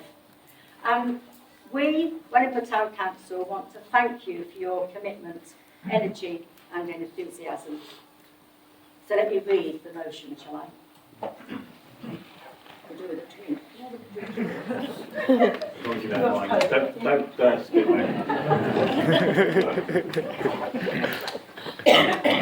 Don't tell me it's you. Wellingborough Town Council condemns the appalling damage inflicted on our town's natural heritage through the felling of 15 protected, healthy, mature trees from the historic Wellingborough Walks. Wellingborough Town Council thanks local residents and protesters for their amazing work to challenge and halt this action, and condemns the refusal by Northants Council to take firm action to prevent it. Wellingborough Town Council agrees to 1. Demand that NNC supply a clear and transparent audit trail of all planning and highway decisions concerning Route 2 and the walks by the end of March. 2. To commit to taking all necessary steps within its powers to safeguard all of the protected trees on Wellingborough Walks. And 3. To create a town-wide tree preservation policy and work with local community to identify and apply for TPOs for all significant Wellingborough trees. I move.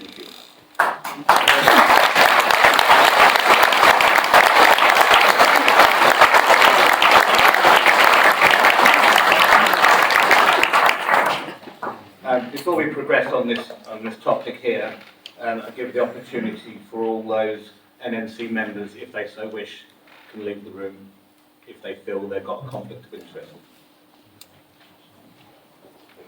Okay, thank you very much.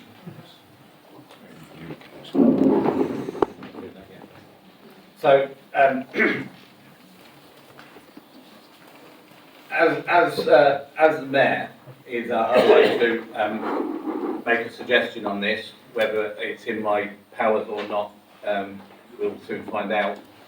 However, as mayor of Wellingborough Town Council, I would like to take the opportunity to answer and reply on the 1, 2 and 3 of Wellingborough Town Council agrees to.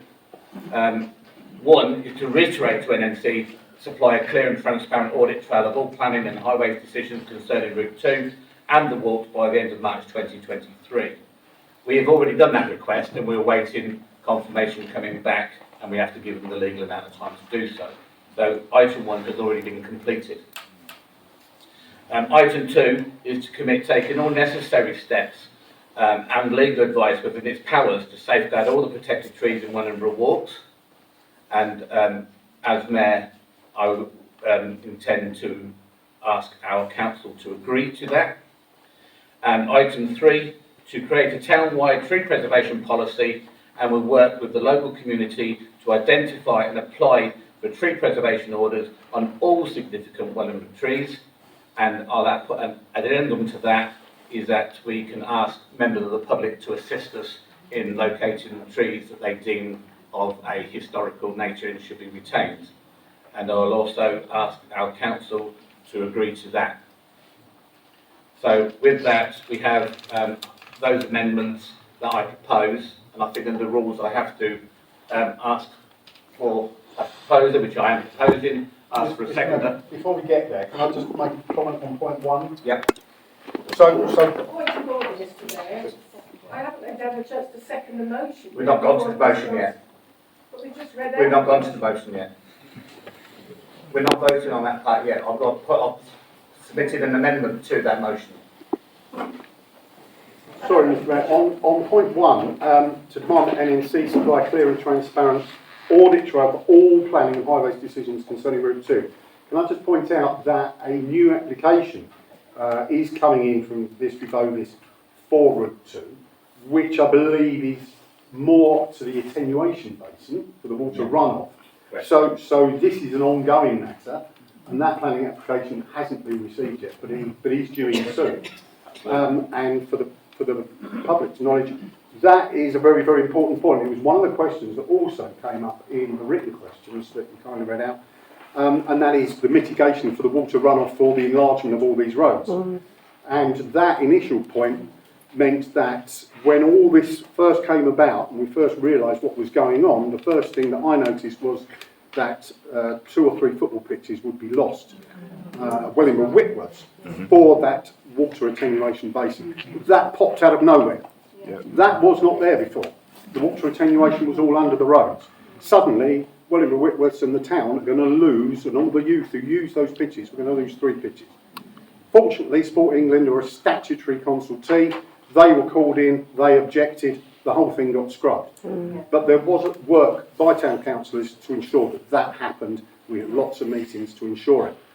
It was after that that the trees came about, and it was more my inspection at Wellingborough Whitworth that I noticed that the swathe of bushes between the football pitches and the road had gone. Councillor Smith, you're going But sorry, I just wanted to make I will point reiterate that that is a planning application that will be coming in, and as a statutory consultee, it will come in front of Wellingborough Town Council. Denied. Councillor Carr. Excuse me, Mr. Marion before.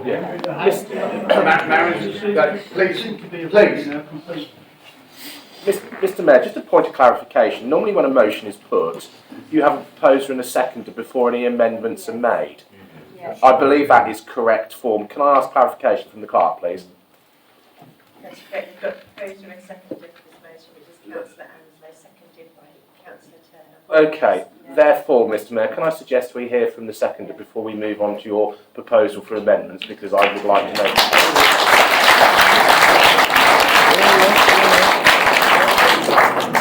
Councillor Turner-Horse, can I remind the time now is going on? Thank you, Mr Mayor. Okay, I rise to second the motion presented by Councillor Anslow. I'm going to really focus on point 2 of this motion, which asks the Town Council to commit to taking all necessary steps within its powers to safeguard all the protected trees from the Wellingborough walks. What I need to let everybody know is that even though Vistry and North Northampton Council have decided to voluntarily issue this temporary stop process, it's not an official temporary pause. At the end of that process, Vistry have made it very clear that once they hold their engagement event, after that they will be back to fell the rest of the trees and to continue with the development of the site as they feel they have the powers to do. So the only process really that needs to be done now in order to safeguard the trees is a legal process to uphold the advice that I've personally been given by a barrister. So I would suggest, in terms of committing to taking all necessary steps. Councillor Turner-Horse, if I feel when you're going in the direction you're going, we cannot commit financially to this on your own personal legal institution that you've engaged. That's a personal institution engagement that you made as a person in public. You cannot ask us to commit public money to fight something that you've already legally... With the greatest respect, Mr Mayor, I haven't finished my point. I've got evidence to present to the council so that the council can make this decision, and it is with the greatest respect, Mr Mayor. The points I'm trying to make... Councillor Turner-Horse, you're going to have some advice now. If the council are going to be discussing any legal advice, that should not be done within the public domain. That is just the public, and therefore should the press and public should be excluded from that picture. The bottom line, I won't read the legal advice that I've been given, but the bottom line is that as it stands at the moment, without somebody or some person taking legal action to bring the situation that we've experienced before a judge, the developer will continue to insist that they have the statutory undertaking powers to continue their work. What I'm asking is, as part of this motion, that we allow, on point 2, that we commit to taking all necessary steps, including legal action, to safeguard the trees within Wellingborough walks. Because personally, I'm clarifying to you that without legal action, they will not be safeguarded, whether in the short or medium term. Thank you, Councillor Turner. Councillor Scarborough.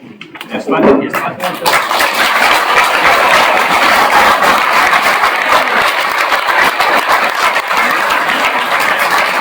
I'm extremely conscious that it is, by my watch, it is 3 minutes to 9, so I will be brief. The motion, I think, points 1, 2 and 3 have been well laid out and are self-explanatory. I think point 2, which says commit to taking all necessary steps within its powers to safeguard or protect the trees in the Wellingborough area, is straightforward. That quite clearly does not rule out the Town Council or concerned citizens or anybody taking legal action if the prospect of success is sufficient to make it worthwhile. We cannot here tonight, without any legal advice that we've taken to Council, without any costings of how much it would cost, without any view about likelihood of success, possibly agree a motion committing ourselves to take legal action now. An open-ended blank cheque of that sort is clearly not something we can do. We can call another council meeting if our clerk believes that we need to go down that route, probably an injunctive route, to stop things happening, but we can't do it tonight. The Mayor is impeccably correct on that. And I do think we need to move to the vote. Yes. Mr Mayor, can I make some suggestions to the amendment, please? You can do.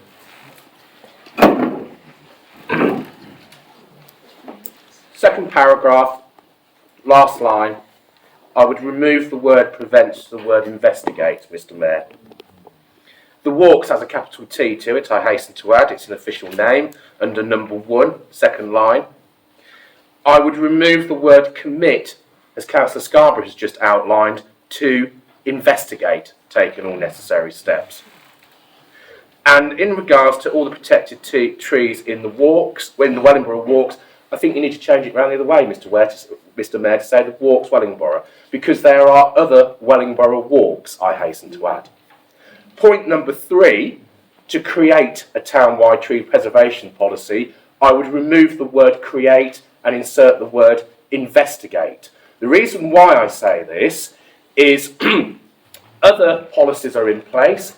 I am unsure as a town council what our powers are. We are not a planning authority, unless I know otherwise. And the point that you quite rightly made a while ago, Mr. Mayor, and work with the local community, I totally agree with, but I also think you ought to put the word in there, or partners. There are various partners, whether it's the Wildlife Trust or whoever, who may like to contribute towards us drawing up such a policy. And partners. Yes, or partners. There's too many ands in that sentence if you want to be picky when it comes to grammar. But if that's possible, Mr. Mayor. Thank you very much, Councillor John. I'm going to be very quick on this one. We are at 9 o'clock. I feel that we could probably get this wrapped up if we could give another 15 minutes. So therefore, I'll ask the council that we suspend standing orders for 15 minutes. Need a proposer. John Paul Card, Matt Lindley, seconded. Those in full favour? Carried. We've got further 15 minutes. Thank you very much. Thank you very much, Councillor Carr, on that. Councillor Ramsey, being your proposer, I've already said what I was going to say, so I'll reiterate it again. Item 1 has been completed. We're awaiting information coming back on that. Subject to the wording changes posed by Councillor Carr, I suggest we agree. And item 3, subject to the word changes from Councillor Carr, I also agree. So you can do. One of the reasons it was a while before this motion came was because we very carefully thought of the words. So, Councillor Carr, thank you for your suggestions. I haven't got them all written down. Perhaps I should have. Would you like me to repeat them for you? Really? No, because I quite like my own wording, if you don't mind. And I think the words that I've chosen actually reflect how we feel. I'd like to think that the wording that I've chosen and that Marion has seconded is strong. And I felt that the words that you've chosen are a little bit woolly. So I would rather...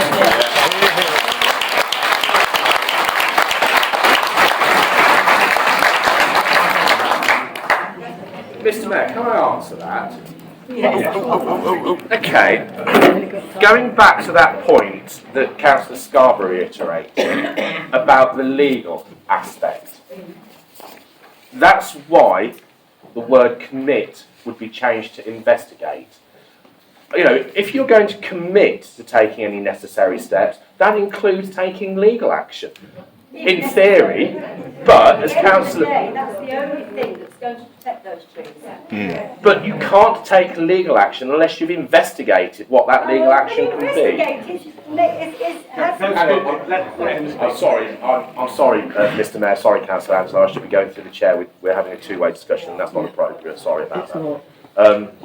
So that's the reason why I said investigate, because I think it's worthy of investigation to find out whether a legal process needs to be taken. But I need to understand as a councillor what that legal aspects are. Excuse me, the chair, please. What we're trying to say here is that the word commit is a strong word in itself, but without the council, Wellingborough Town Council as a legal entity, knowing what it's going to commit to is not the way forward. We cannot commit something that we don't know what we're going to commit to. If we say commit, as it says, that is making a statement that this council will commit to anything that it feels like or somebody feels like it should commit to. So, look, we've already said that Wellingborough Town Council is committed to work hard to prevent any trees that are not necessary to come down, do not come down. We've made that very clear. So commit to everything within your powers. That's what we've said. Well, To what's wrong with that commit wording? to taking all necessary steps within its powers. Point of order, Mr. Mayor. What we have here is a motion that's being read out. We have, I think, at least 2 amendments to that motion that have been suggested. There's what I will call a strengthening amendment from Councillor Turner-Halls, though I haven't heard that seconded, to add the words including legal action to clause 2. And there is a diluting amendment to go from commit down to investigate, and go from create down to investigate a townwide tree preservation policy. Those are essentially the 2 amendments. What we need to do is find out whether those amendments have seconders. We then vote on them, and if they succeed, we modify the motion. If they don't, we go back to the original motion and we vote on the motion. So I think as a piece of pure order, the first thing is to find out whether Councillor Turner-Halls and Councillor Carr have seconders for their amendments. If they do, then we can vote on them, and eventually get to the substantive motion.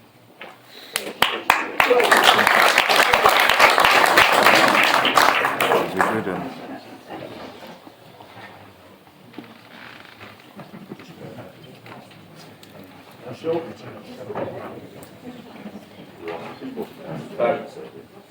what we've just been advised is that Councillor Turner-Halls proposed an amendment to item 2, which was to commit taking all steps, including legal action.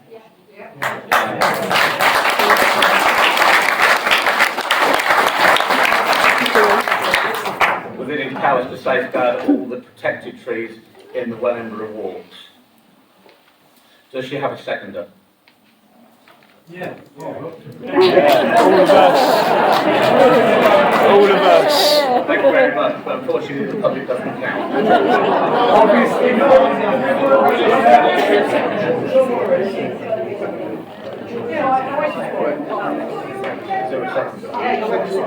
There's no seconder, so that it's been done. There's nobody seconded, so therefore that amendment. Hey!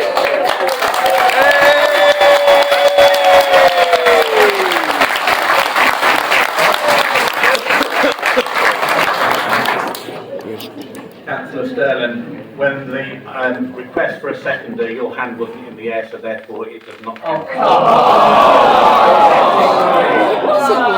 It was.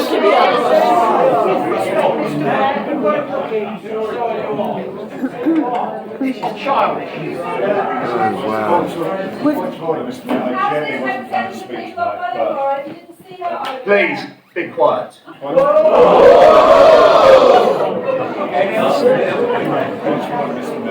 As you were saying, I cannot see a seconder, I could see Councillor Sterling's arms in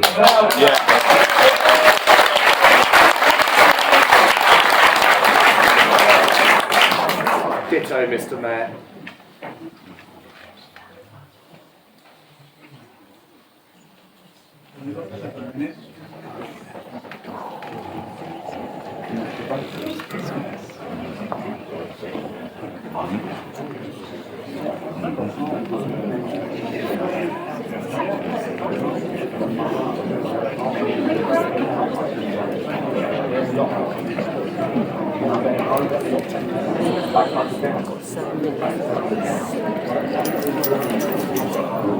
It's going to be adjourned. Surely. Wow. If I could just remind the public, we can. Thank you. Be quiet during the councillors' session, it's so they can have everybody can hear in the room what the councillors are saying, and also the councillors are able to vote clearly, and the deputy clerk here can record in the minutes the vote. So please be patient, just a few more minutes. So appreciate that. Thank you very much.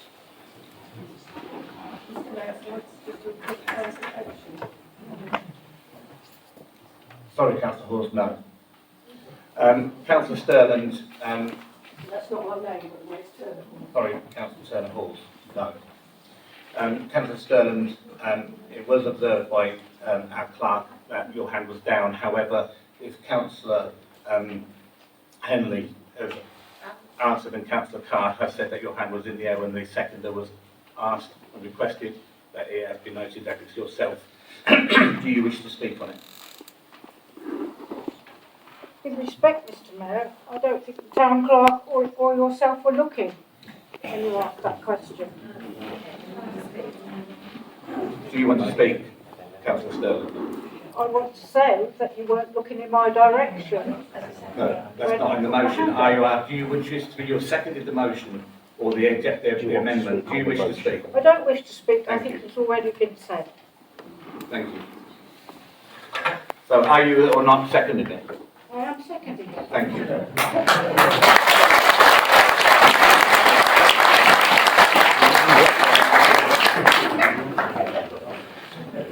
Before we go through our mayor, remind you, I don't actually write the rules. I'm here to facilitate the meeting and apply the rules and the laws of this council to its extent. And wear a shiny shirt. We'll move that First Amendment to a vote. Mr Mayor, point of order. Apologies, but considering that the potential legal action could be against NNC, I think now, unfortunately, my declaration of interest does kick in, and I can't take any involvement in the vote. And I am sorry to say that, but it would be a conflict of interest because it could be against NNC. So I shall withdraw from the meeting.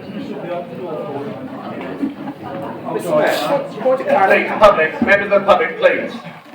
If it continues, I do assure you I will clear the room. Mr Mayor, can I just ask a point of clarification following that? If Councillor Binley is leaving the room and this motion fails, can Councillor Binley come back into the room? Yes. Yes. Okay. So.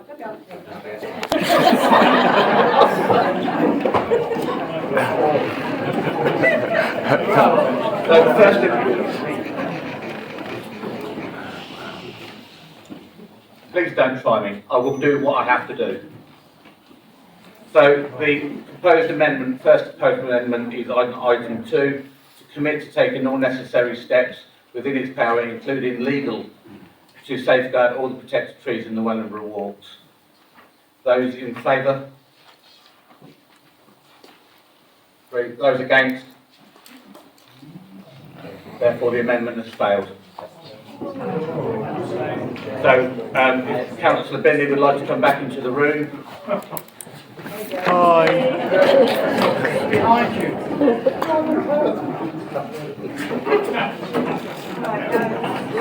So we move to the second amendment which I proposed, and just for clarification on what it was, is to reiterate that NNC supply a clear and transparent audit trail of all planning and highways decisions concerning Route 2 and the walks by the end of March.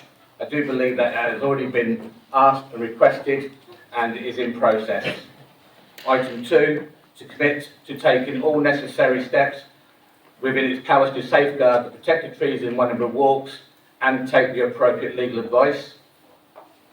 And to create 3 is to create a town-wide tree preservation policy, and will work with the local community to identify and apply for tree preservation orders for all significant Wellingborough trees. And also the wording changing to make the wording correct as proposed by Councillor John Paul Carr.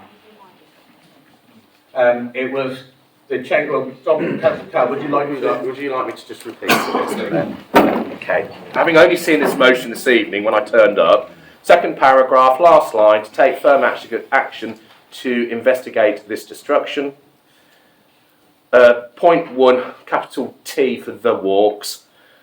Number 2, to investigate, replace that with, take the word commit out and put the word investigate, to take all necessary steps within its powers to safeguard all the protected trees in the walks, Wellingborough.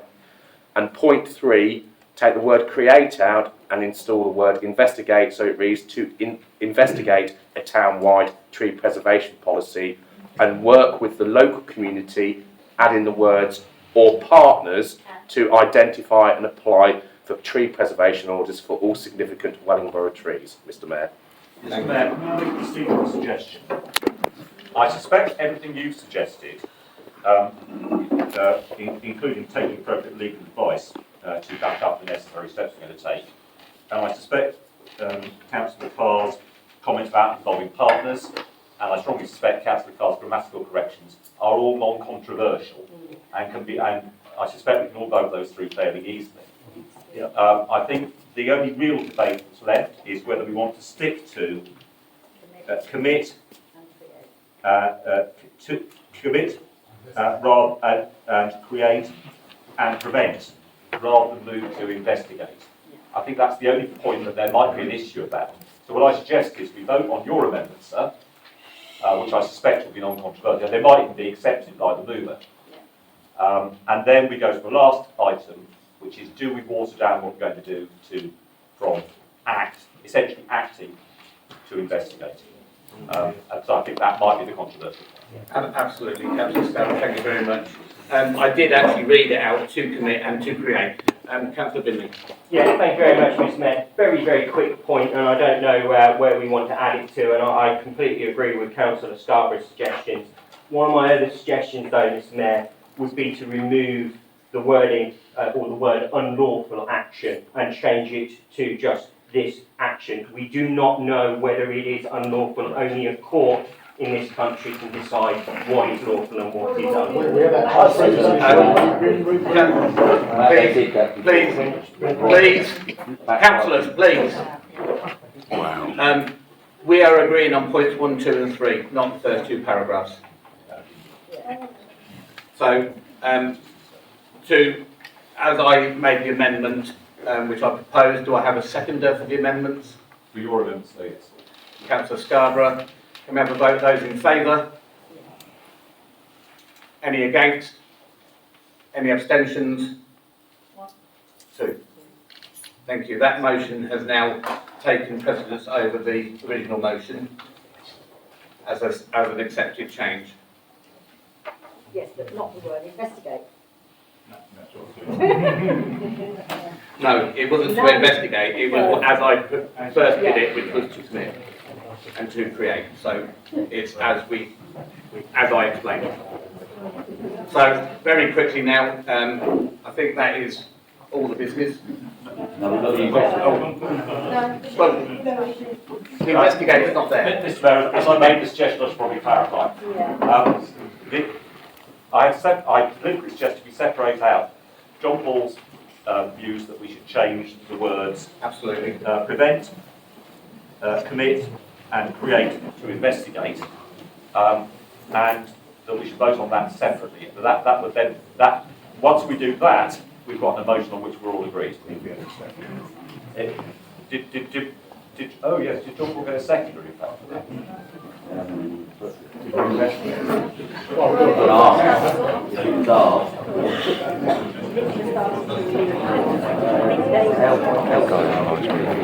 Have we got a seconder for Councillor Scarborough's? Councillor Binley, those in favour?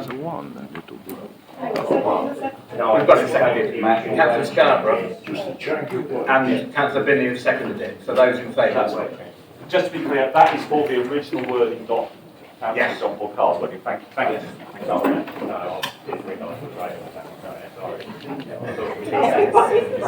Councillor Francis, those in favour of the original motion we're talking about now. So, we are now voting on the original motion. Oh, my motion. Yes. Sorry, the original wording. Thank you. My motion. The original wording as amended by not the motion, the wording. I think the Well, let's go. Sorry. We've been proposed and we've been seconded to reach the original wording of the motion.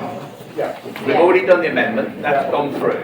It's just the original wording, apart from the grammatical errors that JP Carr has presented, and it's the word commit. So it's either we're having a vote now on the wording. If it's in agreement, it stays. If not, it changes to Councillor John Paul Carr. Yeah, that's right. So we're on about the wording now. So it's been proposed by Councillor Scarborough, it's been seconded by Councillor Francis. So those all in favour of the original wording, in favour please. Those against? It's been carried, the original wording today.